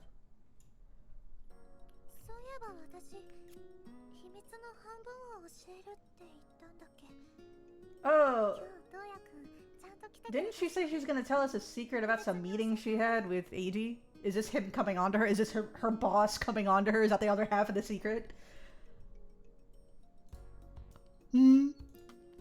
Mindful of who might be listening, she whispers to me in a hushed voice.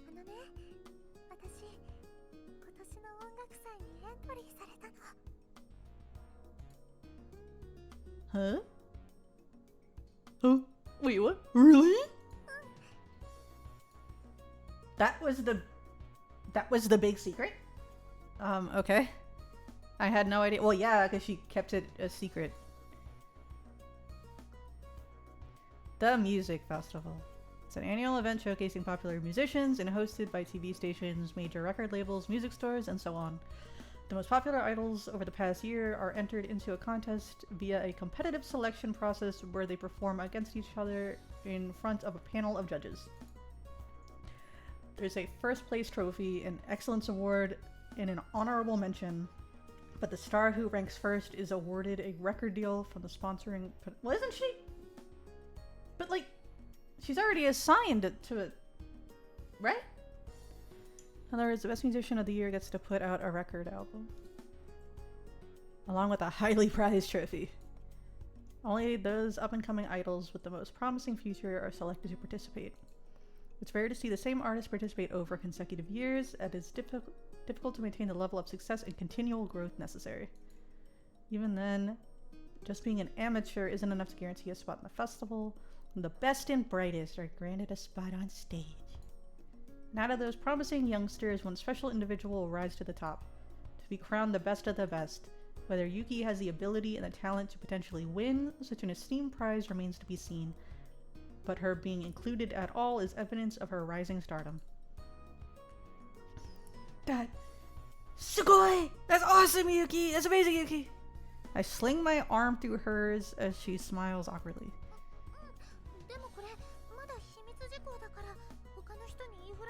Who would we tell? Akira? I'd tell Akira, actually. That's a good person to tell. Yeah, of course. But still, great job, Yuki.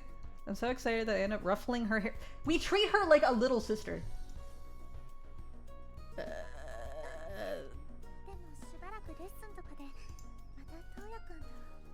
But that's how their relationship been going.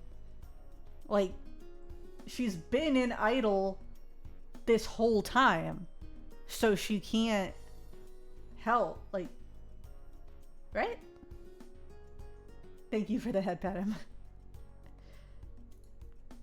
Oh, yeah, I guess. Yes. Continue to be toxic. Manipulate her some more. Make her feel bad about her chosen profession. That's... I want to be toxic, but that'll ruin the route, and I already messed it up once. That's just how it be on this bitch of an earth.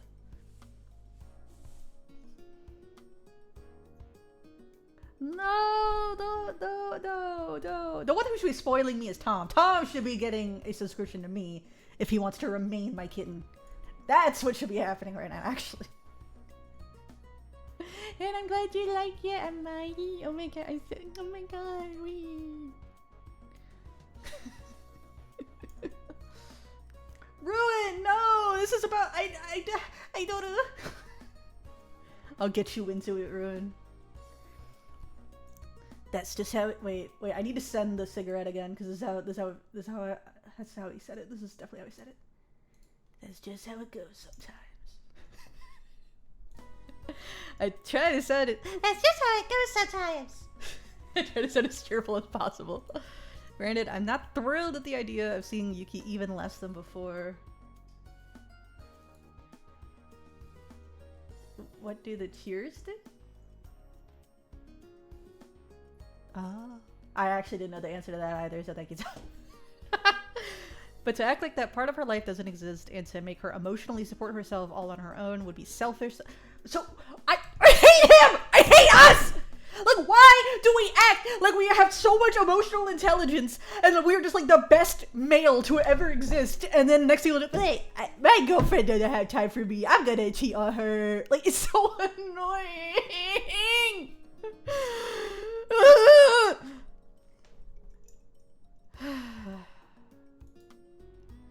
It's not like you to be so dependent, Yuki.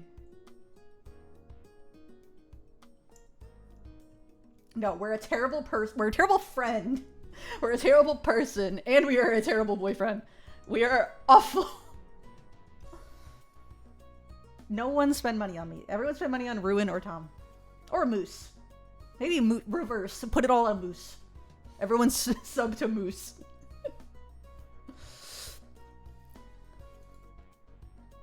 But...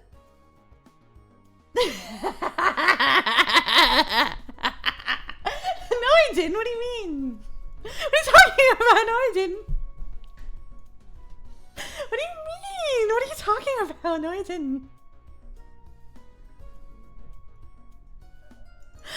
What?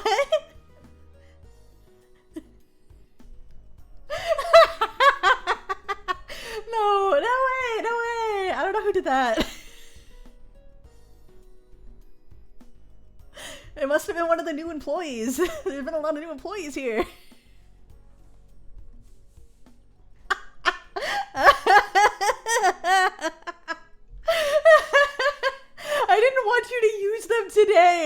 was like, this is gonna be the stream where it's gonna last a while, so no, I can't interrupt.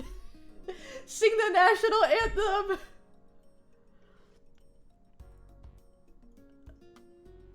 No, Moose, why would you tell him that?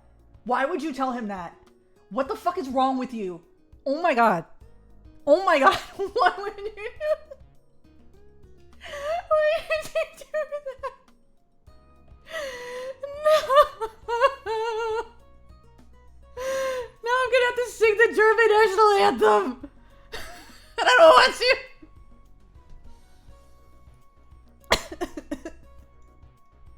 Why can't we all collectively just be satisfied with me fumbling this baddie? Fine, I'll lower it. Since I'm a kind king. I'm a kind, so kind. So kind. I will lower it. Oh wait, I think I actually made it higher again. Next.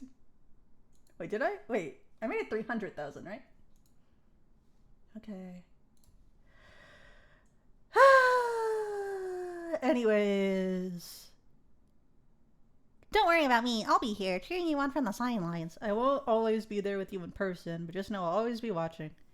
Isn't that the sentiment we've had this entire time, though?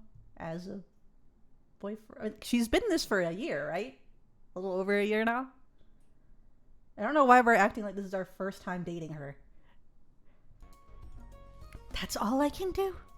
I owe it to her to at least put on a brave face. そうだよね。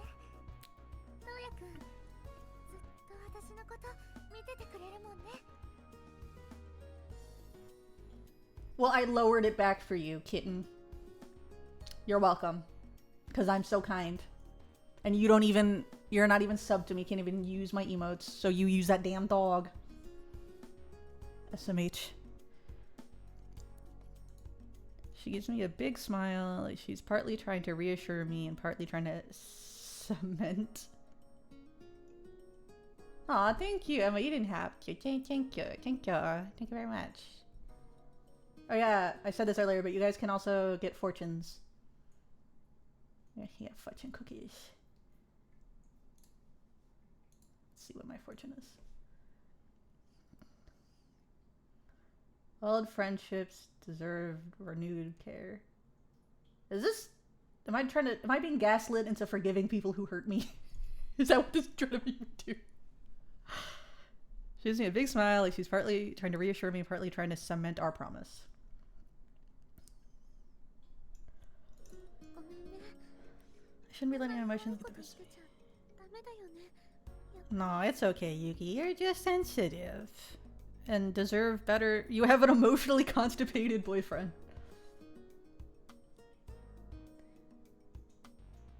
Your limits exist mostly to be challenged. Ooh, that's not a good fortune either. These are kind of passive-aggressive fortunes.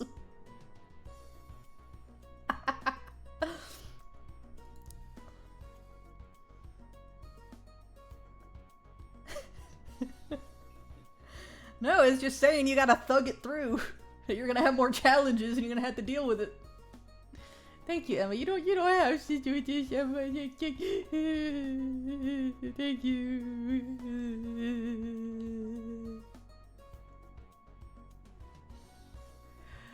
Bye, Wheels. Have a good night. Thank you, Emma. I'm all flustered. I'm very flustered. It's still Christmas Eve. Damn. No wonder January is going by fast last time. I didn't realize Christmas Eve was going to take this damn long. And she looks me straight in the eyes. Her determined gaze always has a reassuring, calming effect on me. Though it honestly should be the other way around. I guess I'm the weak link in this relationship. Huh? Yeah, very much. I offer nothing in this relationship.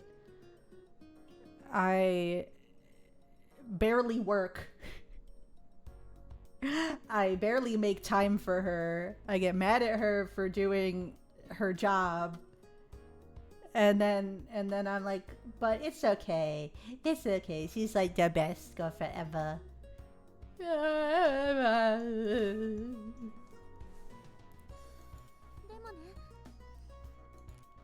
She continues without breaking eye contact. Ooh. And actually, I'm pretty good at eye contact.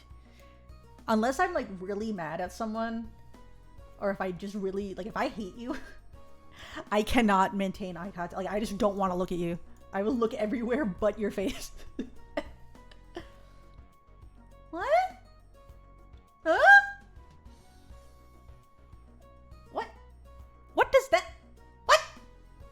I just said if I do that, I break eye contact. Okay, okay, okay. That also means I'm blushed and flustered. So don't even, don't. Why are you adding me? When did this become revolt against Purin Day? First of all, guys are coming in all this heat. Then someone named Chlamydia following me. I appreciate the follow though. And and then Moose backing up Geyser, and now Tom throwing all these. Okay, so true. Yeah, fuck Purin. Fuck her. Okay, anyways.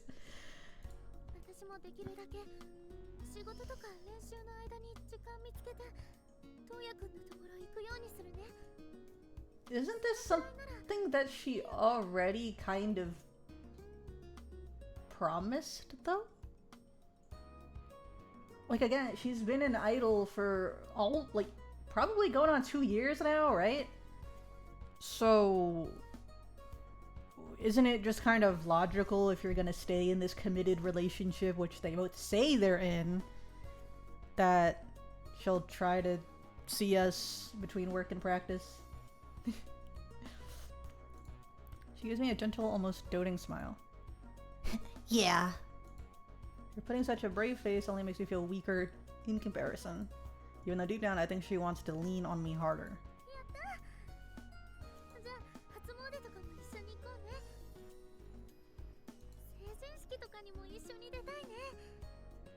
How's a coming of age ceremony?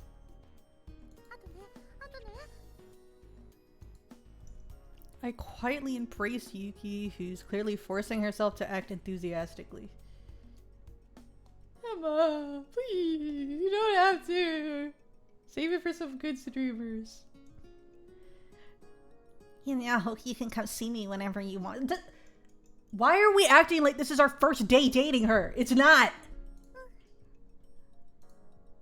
It's also her birthday. And it's Christmas Eve. We should be like glazing her the fuck up right now. She offers me a small smile, seemingly at ease. Oh. The two of us cry out at almost the same time.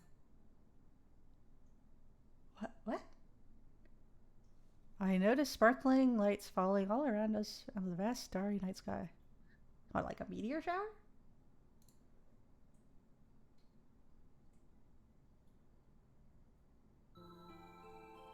We're back at the tree? Wait! Man, this is a massive ass tree. Jesus. This tree's huge. No wonder they only decorated the bottom of it. These aren't lights, by the way, it's snow. How the fuck? Why would we call them lights when it's snow? Thank you, Emma. Is it snowing? The first snowfall of the year. Incredibly pure, powdery, soft snow. Alright, I guess I'll wait for the ad. 'Cause I'm such a kind king. So true, Moose. Tell him, Moose. Tell him, put him in his place.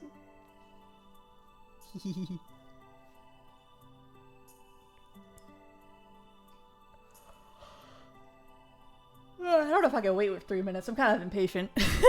Wait, I will take another sip of my tea. Yeah, my facial tracking didn't like that. My facial tracking went a little crazy there. Wait, I'm gonna do it again. Awesome, delicious.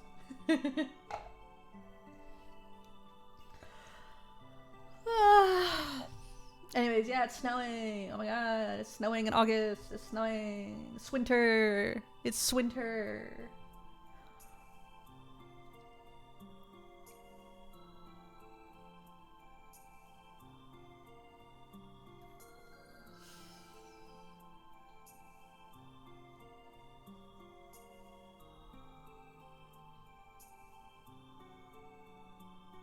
Someone tell me when the ad's over. I want to get to reading. We're still on Christmas Eve.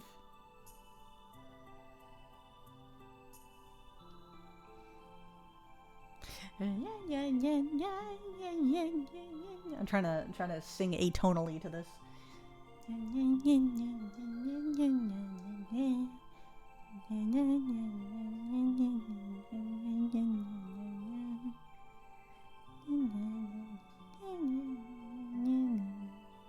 Oh wait, I'm already messing up the melody.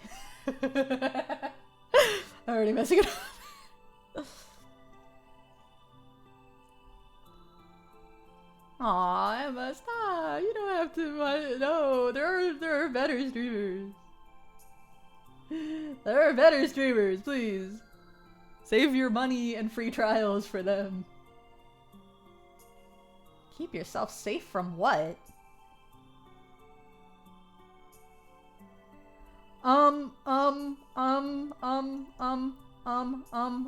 Wait, no.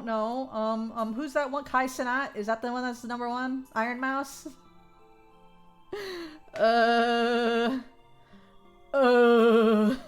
Matara?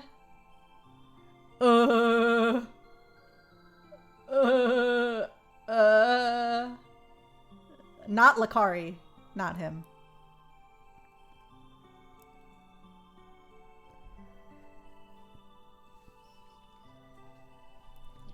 Is the ad over yet?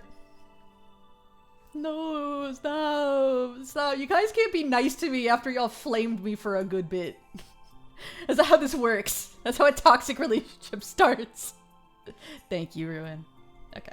It's snowing! Oh my god, it's almost like it's snowing in winter. Yuki smiles softly as her body is enveloped in sparkling snowflakes. Maybe it's just my imagination, but it looks like she's blushing. She blushes all the time. She's so submissive. Like, again, why are we acting like it's our first day on Earth with her? Gently squeeze her hand in mine. Hmm? Good idea. Two of us continue walking along in silence.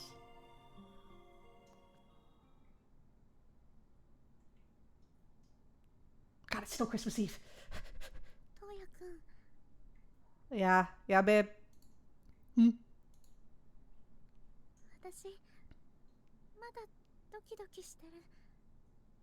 Okay.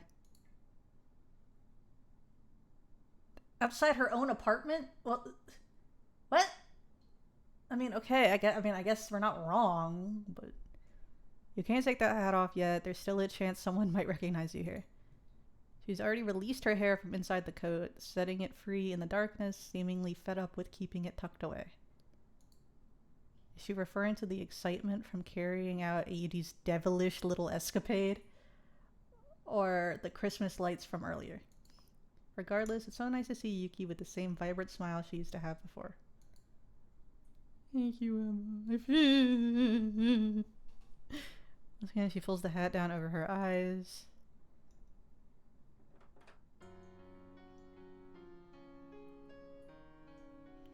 Well, she's always busy with Yuki's apartment, where she lives alone, is spotless and almost looks vacant. You have enough money for bits, but not enough money for... Geyser, you were mean to me! You were mean! You know what? No, I'm gonna allow this comment. I want everyone to read it. And see what I deal with.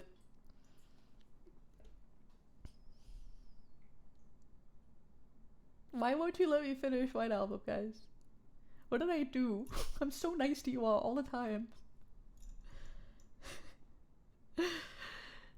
Because she's always busy with the work. Yuki's apartment where she lives alone is so spotless it almost looks vacant.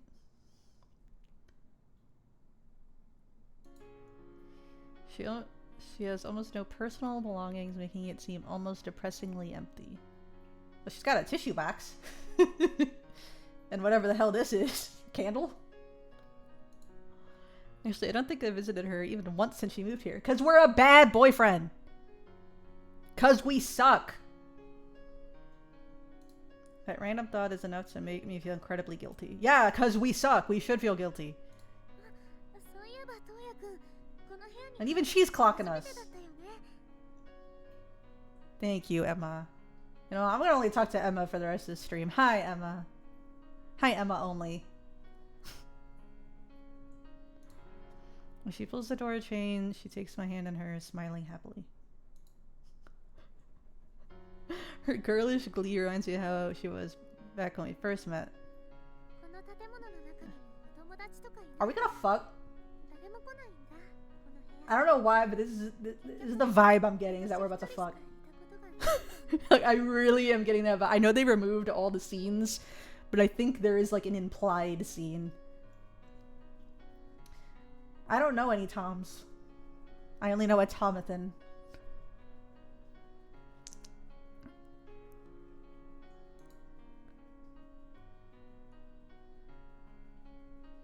Well, her tone sounds cheerful enough. Her expression gradually clouds over as she talks.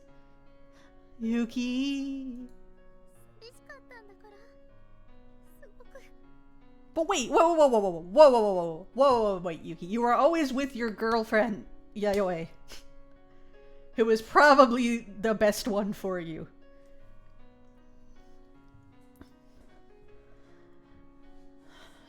Hi, Tom.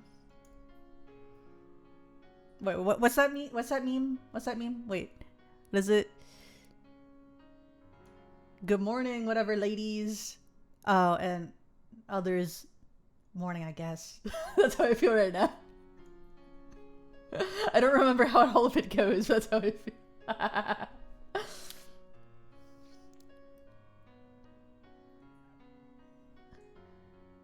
Well, now you got cotton candies. You know, you're getting something in exchange for this.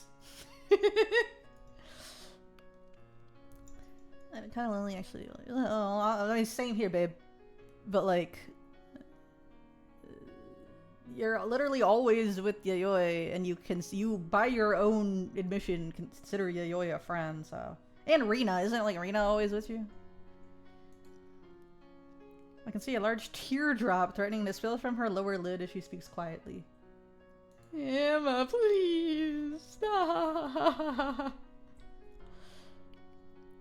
So she lives in an IKEA apartment. That's basically what we're saying. The apartment is practically empty aside from the bare minimum. There's a pile of neatly stacked textbooks and a small collection of CDs, cassettes, and other videotapes. Oh, that's how you know it's 1986. Otherwise, the room is devoid of any traces of human life, such as favorite magazines or books, houseplants, or even dirty clothes scattered on the floor. I wonder what someone dreaming of becoming a singer, idol, or a celebrity would think after seeing a room like that. It's probably the same thing with their room. What? They're on that grind. What exactly would they think of the supposedly glamorous lifestyle?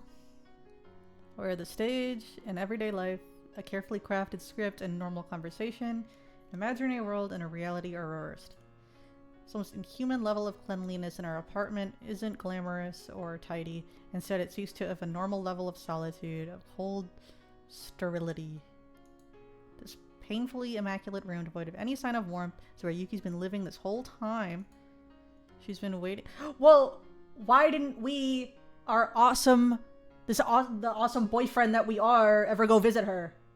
Bro, stop trying to make this like a you just realized moment. We suck. We're awful.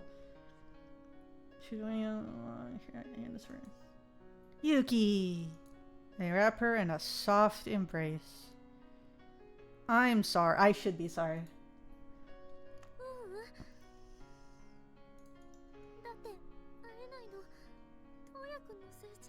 I mean, it isn't really. Out of all the things that are our fault, this is not one of them. Yuki. Is that all we're gonna say? Whisper her name, hugging her a little harder. With my arms still wrapped around her, we kiss. Oh, are we gonna fuck? Are we gonna fuck? Our lips pressing together. Our lips. Ooh. Yeah, let's fuck in this very vulnerable emotional moment you're having. 座ってって言ってもしばらく帰ってなかったから床ほこりっぽいね Okay. ベッドにかけてていいよ私お茶入れてくるね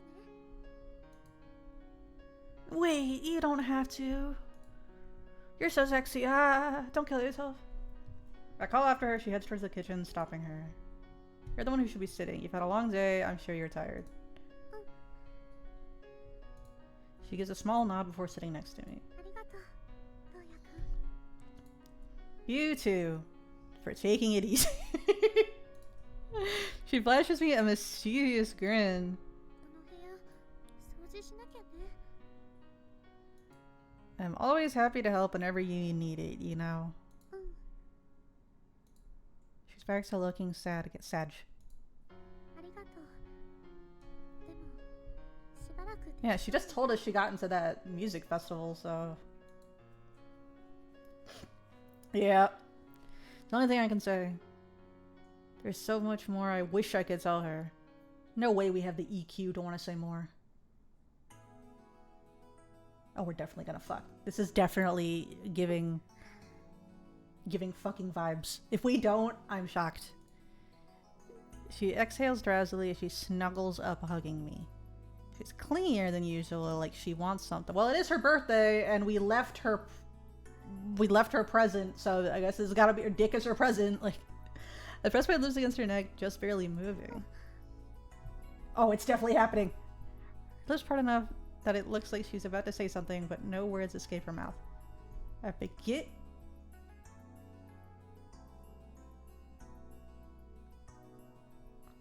begin touching her. Where?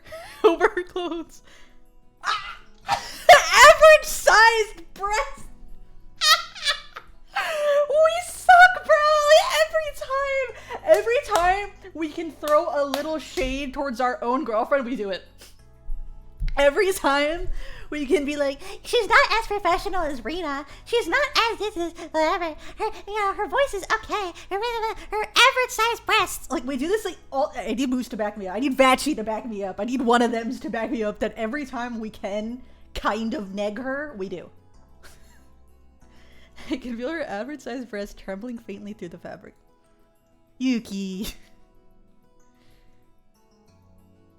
Still, but it's like every time, like why is that your inner dialogue? Your inner dialogue is negging your girlfriend. So true, Vachi. Let's get another so true Vachi. I need to make that a redeem only for Vachi.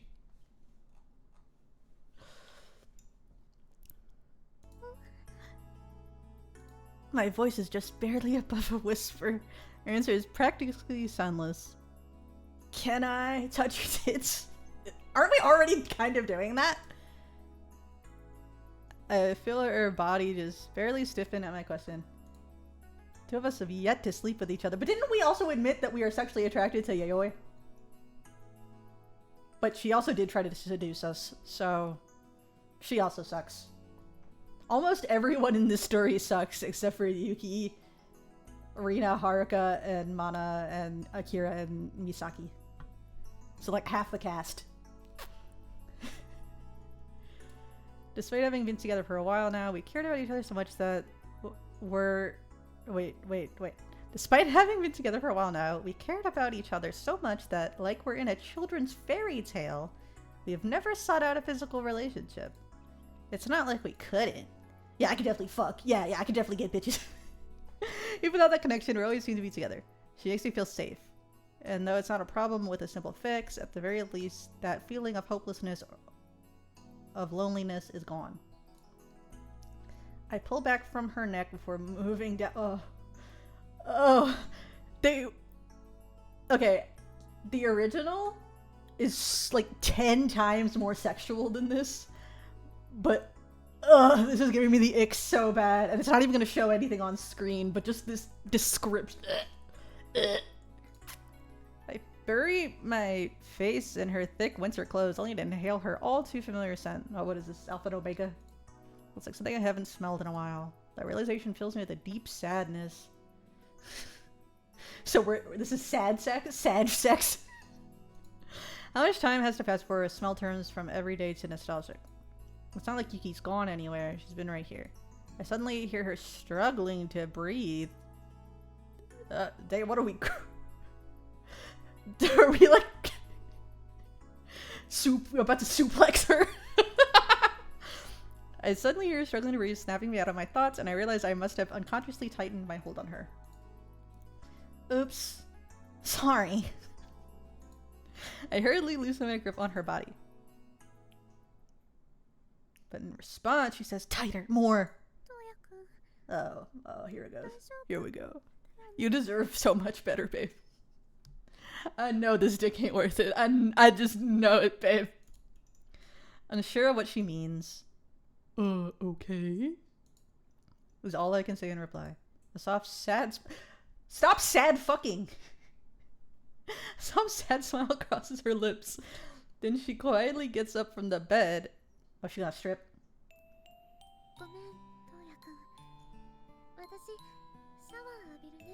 Shower. Oh, yeah, sure.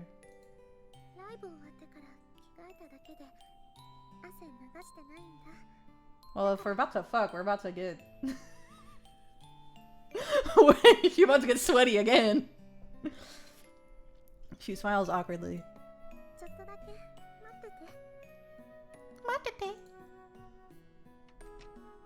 And she heads towards the bathroom. Sure. Leave you already gone, there's no one around to hear my reply.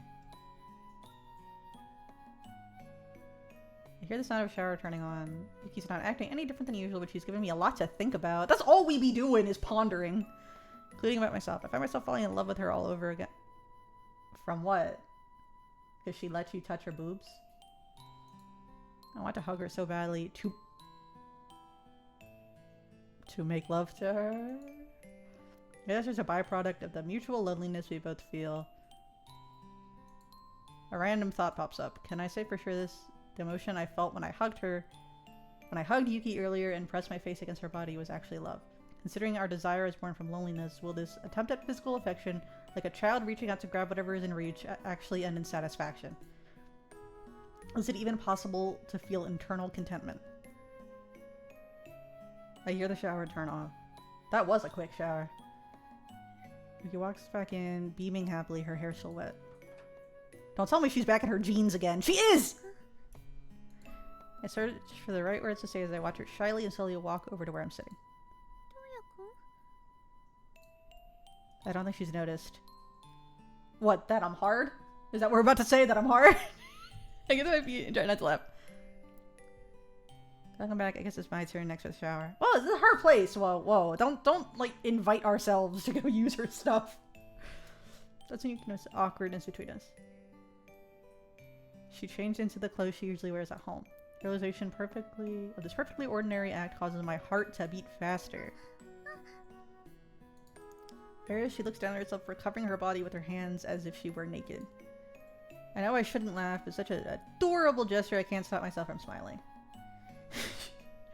Showered but put the same clothes back on. So true, Maggie, so true.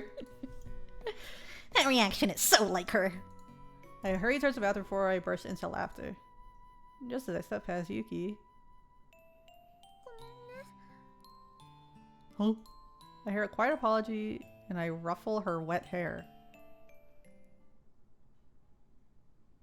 Still chuckling to- It was that funny?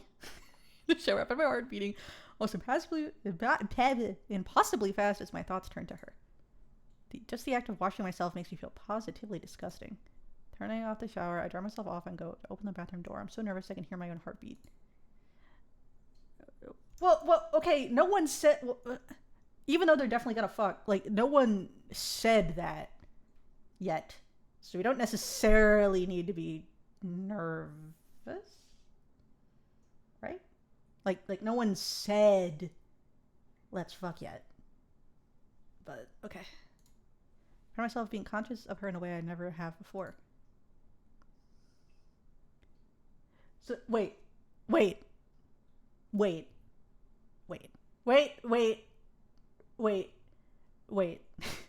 have been with her since high school, when biologically our hormones are are pretty high. Just leave it at that. And we've been with her for almost 2 years, like a year and a half, almost 2 years, and we've never once thought about fucking. But when Yayoi comes up to us with her big old tits and says something, I don't even fucking remember, something like "don't date Yuki anymore" or whatever, we mildly considered fucking her. So true, so true. We are just the best. We're the best boyfriend ever.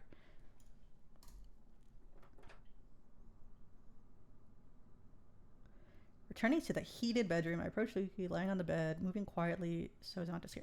So, did we just low-key invite ourselves over, though? Did she say spend the night? Am I stupid? Like, did she say that? I thought we was just walking her home. And even her saying, is she crying? And she's naked! Wait! She's not even wearing... You're not... She's not... I thought she was in sleep clothes! There's a blanket highly... But she's crying! I don't want a sad fuck! There's a blanket lightly draped over her lower body. Oh, this is her upper body. Right? This is her upper body. This is not her... This would be her lower body. Underneath, I can tell she's stripped down to... Does she strip down to her underwear? I sit down on the bed before running my hand gently over her back. A feeling of soft, freshly washed skin to skin. Wait! Her back is covered by the comforter! So we don't even... It's comforting. Her breathing is regular and rhythmic. Yuki! How many times are we gonna say that? I softly whisper. So are we trying to seduce her now? Vachi's the realest of the real. He's been there, watching my streams, catching my bad references. So true, Vachi. So true. Did you see the Benny Enma skin? Did you see the King Protea skin? Alright, I softly whisper into her ear. Or, I guess I should do that, right? Let me sensually whisper. Yuki. Girl, why are you crying? It's me. I reply warmly. She suddenly reaches out for me, wrapping her arms around my shoulders.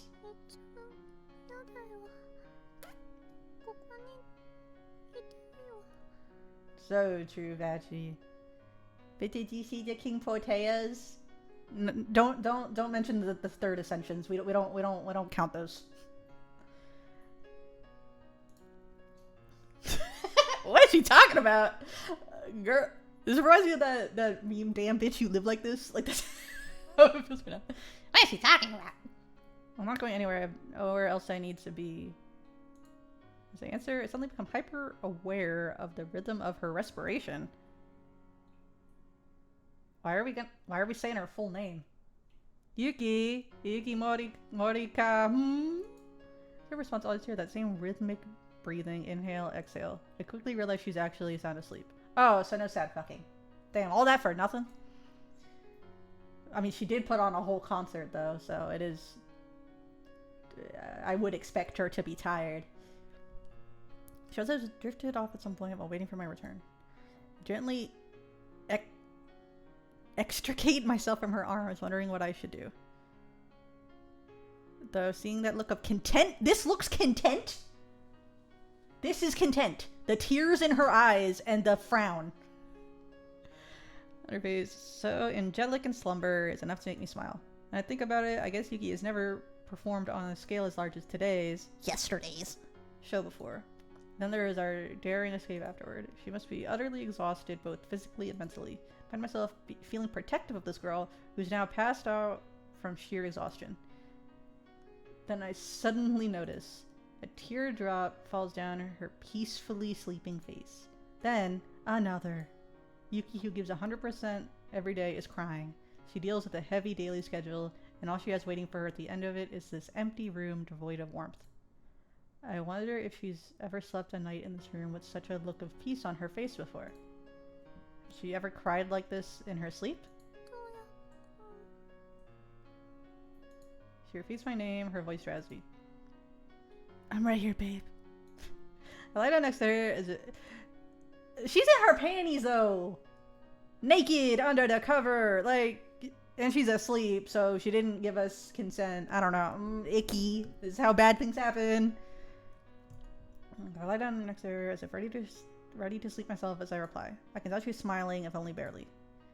The small smile of hers is enough to boost my confidence a little bit, at least for tonight. Is it finally Christmas Day?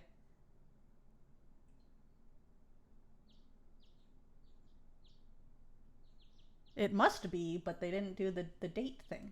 You know, once the sun is well over the horizon, I cover Yuki up with her bed sheets. After writing a note to Yuki, so Yuki won't feel bad when she wakes up alone, I quietly slip out, making sure no one's around to see me doing so. So we slept at our house while her naked? And then we left? Why did we leave? Okay. I step out into an unfamiliar and foreign world. Everything is dazzlingly white. Snowflakes flutter down from the sky, sparkling in their evanescence. Wake me up inside. Can't be outside. Save me. Looks like the powdery flakes on the night before turned into a full-fledged flurry. Shivering slightly from the biting cold, I find myself filled with a mixture of sadness and excitement. Yuki and I can still be a couple moving forward. I'm sure of it. Yeah, bring me back to life, Ruin. I'm not sure how I can be so confident. Especially after not making love to Yuki when I had... Did you really have the chance, though, when she fell asleep? But I feel firmer than ever in my love for her.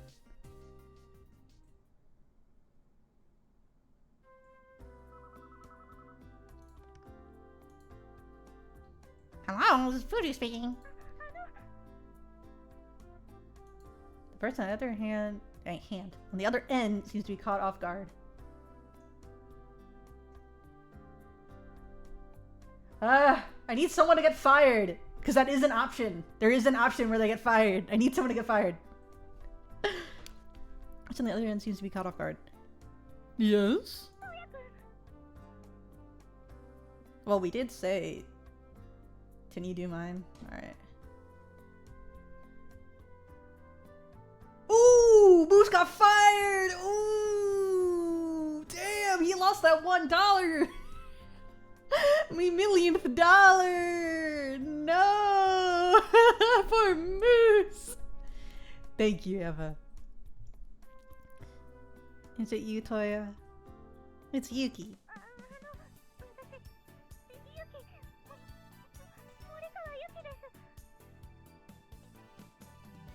What's the action? It's a redeem, right? Right? Unless I'm not understanding what you mean.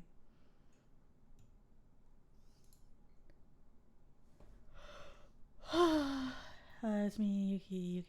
Yeah, again, why is she acting like... Duh. Why is she acting so weird? I know who you are, idiot.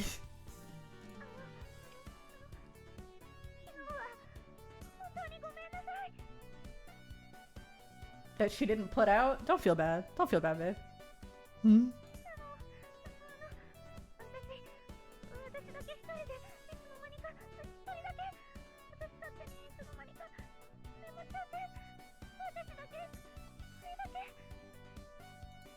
Calm down. Yeah, tell a woman to calm down. It's really not a problem. She called me up to offer a heartfelt apology, so much so that her voice keeps cracking. It's very like her. In response, I...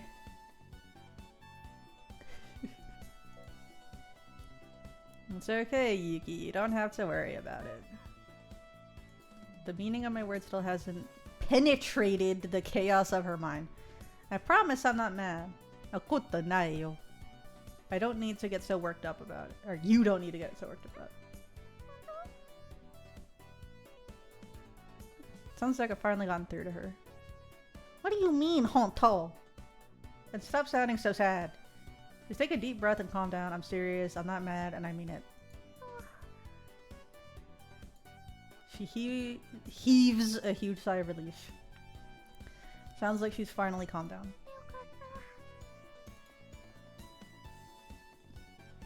I even left you a note so you wouldn't freak out when you woke up and everything. Cause she's sensitive, and we are emotionally constipated and constantly like, nah. We play mind games with her, so the note doesn't mean anything. Well, there's no problem, so no need for tears. He's talking to her like how Papa Lapin talks to me. Huh?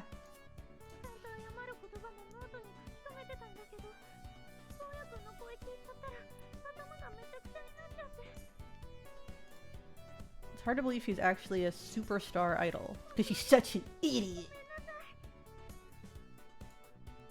And I said it's fine. I said it's fine! Shut up! I can tell she's nodding. I can feel her deep relief emanating through the receiver. But what?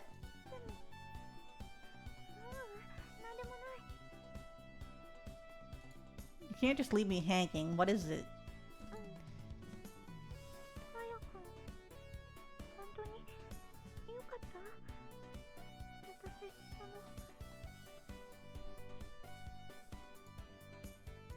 I hesitate for a moment before speaking.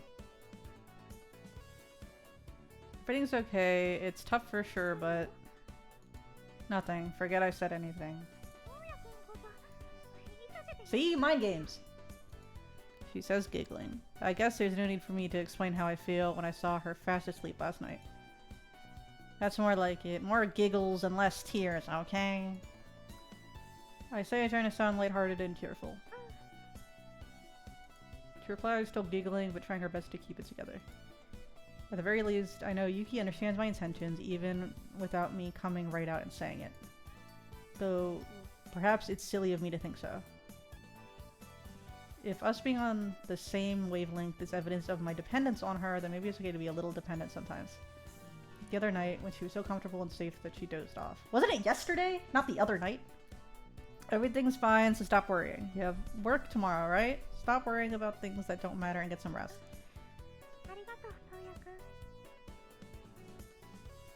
I said it's fine. We're so mean to her. Sure.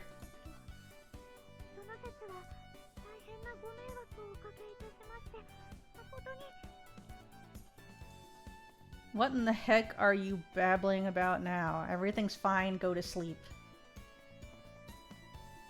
Hello, Chaotic Dynamite!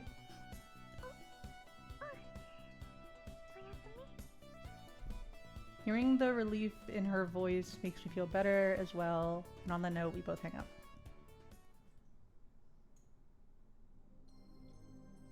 Oh, well, I guess Christmas Eve and Christmas Day were bundled.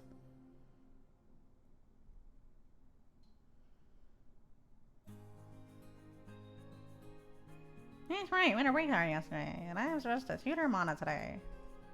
Yeah, nope. Yeah, I'm starting the day in my room like a chud. Okay, next. Next. I do like the little transitions though, that's why I don't skip them. Now, where should I go today? Home! I want to take it easy today.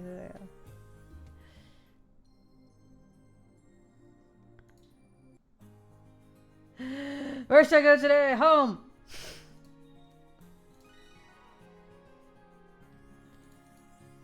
Stay at home. Okay, so true, so true, so true. Thank you for that, Pat.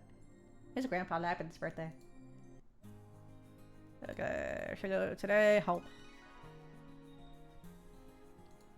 So I just spend the day in my room. I just go today home. Living the chud life.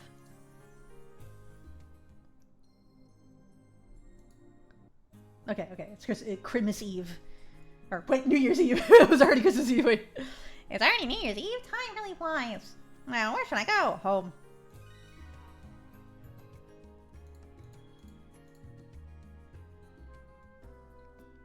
Only shows on television are mediocre celebrities and excessively drawn out, but equally mediocre historical dramas. The stuff they show on TV at the end of the year is pretty awful. After having worked at the station part-time, I can't blame staff for putting on slop. The amount of sympathy I feel for their plight can change the fact that these shows stink. I don't want to just stay cooped up in my room being bored all winter break. Unsure what to do, I finally switched the TV off. Noise from the street outside echoes loudly in the sudden silence that fills my room. Speaking of which, Yuki's got work today too. Being in an especially fragile state of mind, my thoughts quickly turn to things best left alone. What should I do? I give up. Even if I go outside, I'll just be surrounded by other people wandering aimlessly with nothing to do. Not exactly my idea of the greatest time. I slump back down onto my bed again. That's right, I could always go back to sleep, since I'm here already. New Year will come whether I'm awake or asleep. The sun will rise to greet the new day. May as well sleep. Is that true? Coming. I thought we were sleeping. Not expecting any visitors for the foreseeable future, I decided to take a nap. But as soon as I close my eyes, someone shows up. It's like some law of nature. I slowly force myself out of bed. Oh.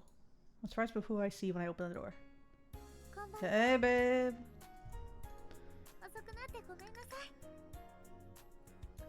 Yuki smiles up at me. But what is she doing here? Nothing. Just what are you doing here?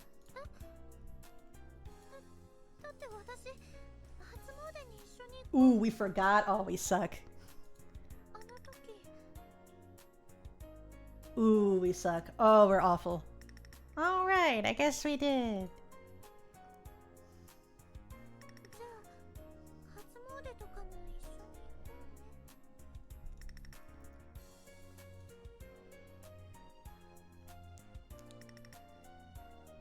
You really kept your promise, Yuki. Slowly, she nods. To be fair, it wasn't really a promise. At the very least, I didn't think she'd actually remember to go through with it. And yet, here she is. Yuki. Thanks.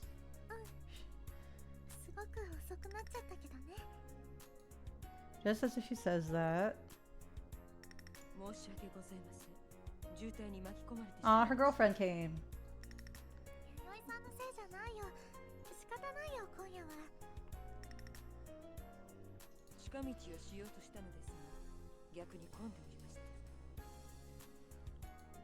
It's fine. Why don't you guys come inside? You can warm up for now.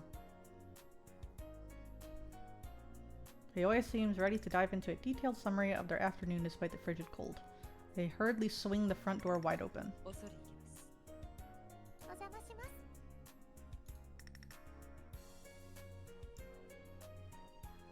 It's kind of crowded in here with 3 people. I can't help but feel bad that 2 of them are stuck sitting on the floor.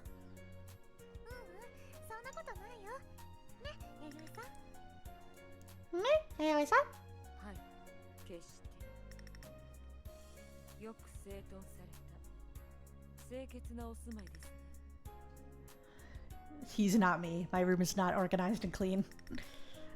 Comment like that has extra impact coming from her.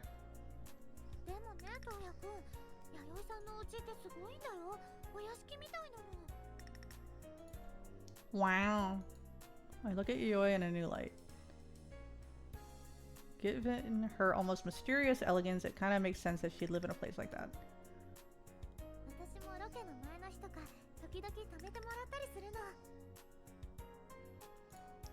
Is that so? Oh, thanks for taking care of her, Yui. Thanks for doing the emotional labor. Thanks for being her real partner, and not me. Not like Yuki's parent or anything, but I find myself bowing and thanks regardless. Honestly, the way things are going right now, Yui is more like Yuki's parent than I am. Oh, are we gonna imagine the both of them in a bath like a pervert? Wait, you two take maths together? 時々 She answers casually. My mind immediately conjures up an image and I look away blushing. 何赤くなってるのトウヤくん What are you talking about? I'm not blushing. I answer hurriedly while sneaking a peek at Yui. Is she embarrassed? Oh, right. Didn't you want to go visit the shrine for New Year's? Try to hide my embarrassment with the over-the-top cheerfulness. そうだねそのためにトウヤくんのとこ来たんだもんね忘れるところだった All this talk about baths must have made her forget all about that, I guess. 申し訳ございませんが、ユキさん、今日の人出の多さはご覧になって Hate to burst your bubble. Damn, Yayoi. 外出していただきたくはないのですけれど。 Savage. Yoi says matter-of-factly just as Yuki's about to get up. でも Yoi doesn't say anything else, just turning to look at me with a serious expression on her face. I feel kind of bad for Yuki, but Yoi has a point. I'm terrified just imagining what might happen if I took Yuki to the crowded shrine and someone happened to recognize her. It's sad, but I guess Yuki will just have to deal with not going this year. ですから今夜は藤井さんのお部屋で Oh wait, is now she supportive of our relationship? What? Just as I was about to agree with her, Yoi brings her face close to Yuki's, speaking softly like she would to a young child, and then わかりました弥生さん Yuki simply nods in response, as expected from her manager. I find myself watching on in awe when suddenly... トウヤくん Huh? What? ごめんね困らせてばっかりで You're our girlfriend. You should be able to bother us all the time. She lowers her head in embarrassment. It's fine. No bother at all. I should be the one apologizing. Not being able to do anything for her leaves me feeling pretty crappy. And yet, instead of looking disappointed, she's trying to act like her usual cheerful self. It wins me over, but before I know it, we're chit-chatting about everyday stuff like normal. ユキさん Yayoi suddenly calls Yuki's name. She turns to look at her manager, who points to her watch. あそっかトウヤくん Yo. 明けましておめでとう She bows her head, grinning mischievously. Oh, right. It's 弥 midnight. 生さんのおめでとうございます Yayoi bows her head slightly as well, smiling gently. ねえトウヤくん Yuki suddenly gets up.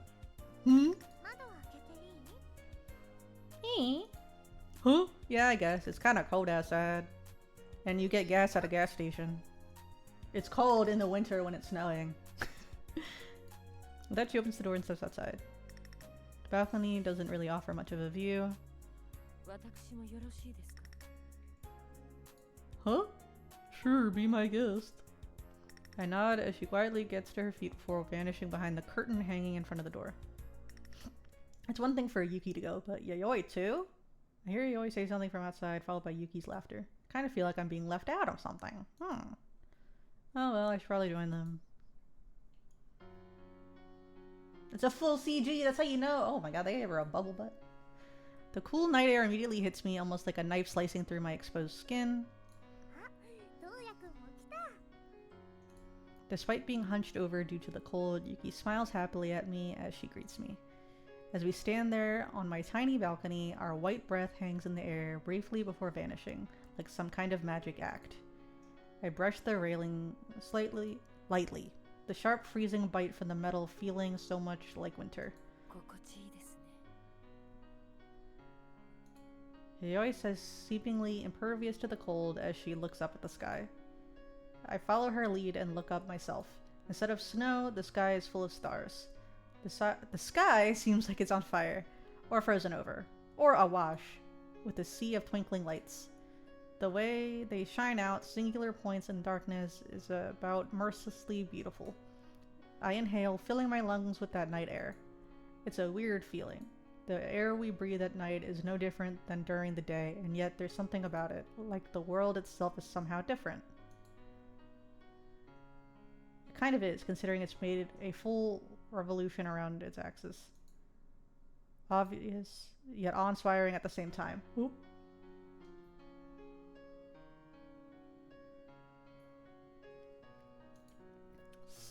It's still tonight with hardly any breeze, but unlike the summer, the air itself feels horribly heavy. The air I inhaled seems to sink deep inside my lungs, weighing me down. My chest aches faintly, and even after closing my eyes, I can still see the night sky in all its usual glory.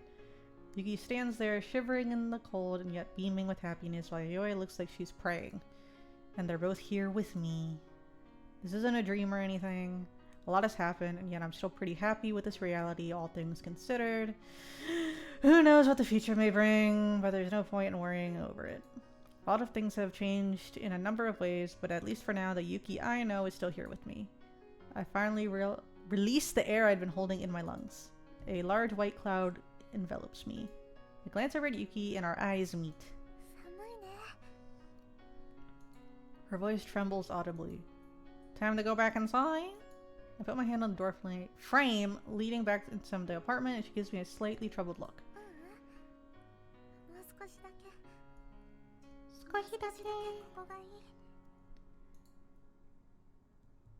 She turns her gaze down at the ground. She wants to stay outside? Okay then. I gently wrap my arm around her shoulders.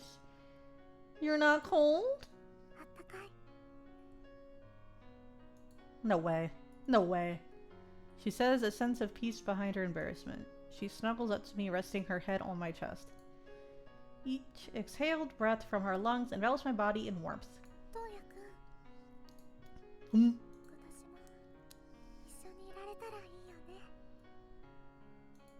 She murmurs, her face pressed against my chest.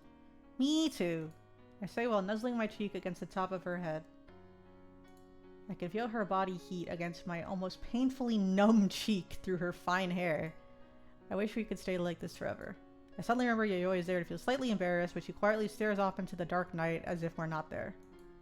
Yayoi, Yuki, and I all stand there motionlessly for a few moments longer. After finally coming back inside and warming their half-frozen bodies, the two girls announce it's time to head home.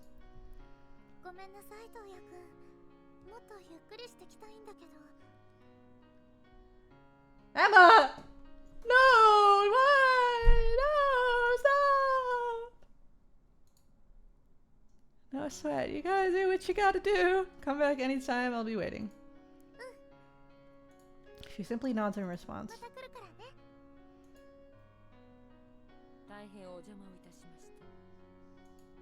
Yayoi bows politely in my direction, as stone-faced as always.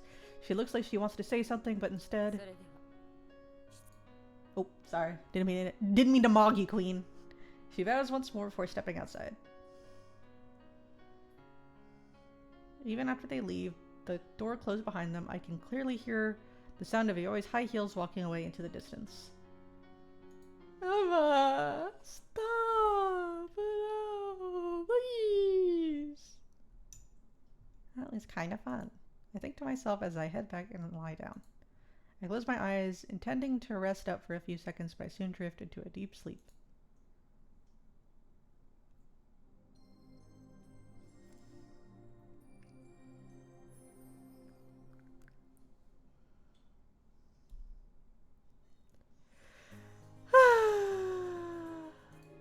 Oh, wait. Wrong one.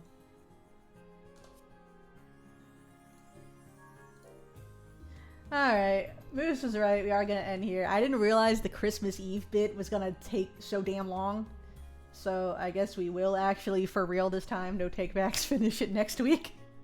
I'm embarrassed, I wanted to finish it, but my throat kinda hurts, and I'm running out of steam. And I really want to be enthusiastic since it's about a VN, so I guess we'll finish this in August, the winter VN in August. But hold on, let me see who's online. But next week we are having a collab with Peachy again, and then oh, I see who's online.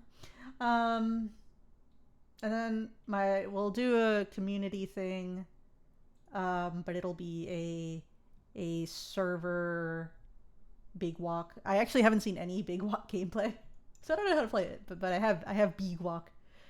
But Peachy and I will be playing something Tuesday, and then hopefully Thursday we can do more Road to Empress, because I know I keep putting that off. Go men. But next Sunday we are for sure finishing. I don't care how long it takes. I can't keep reading this. I want to read something else. So yeah.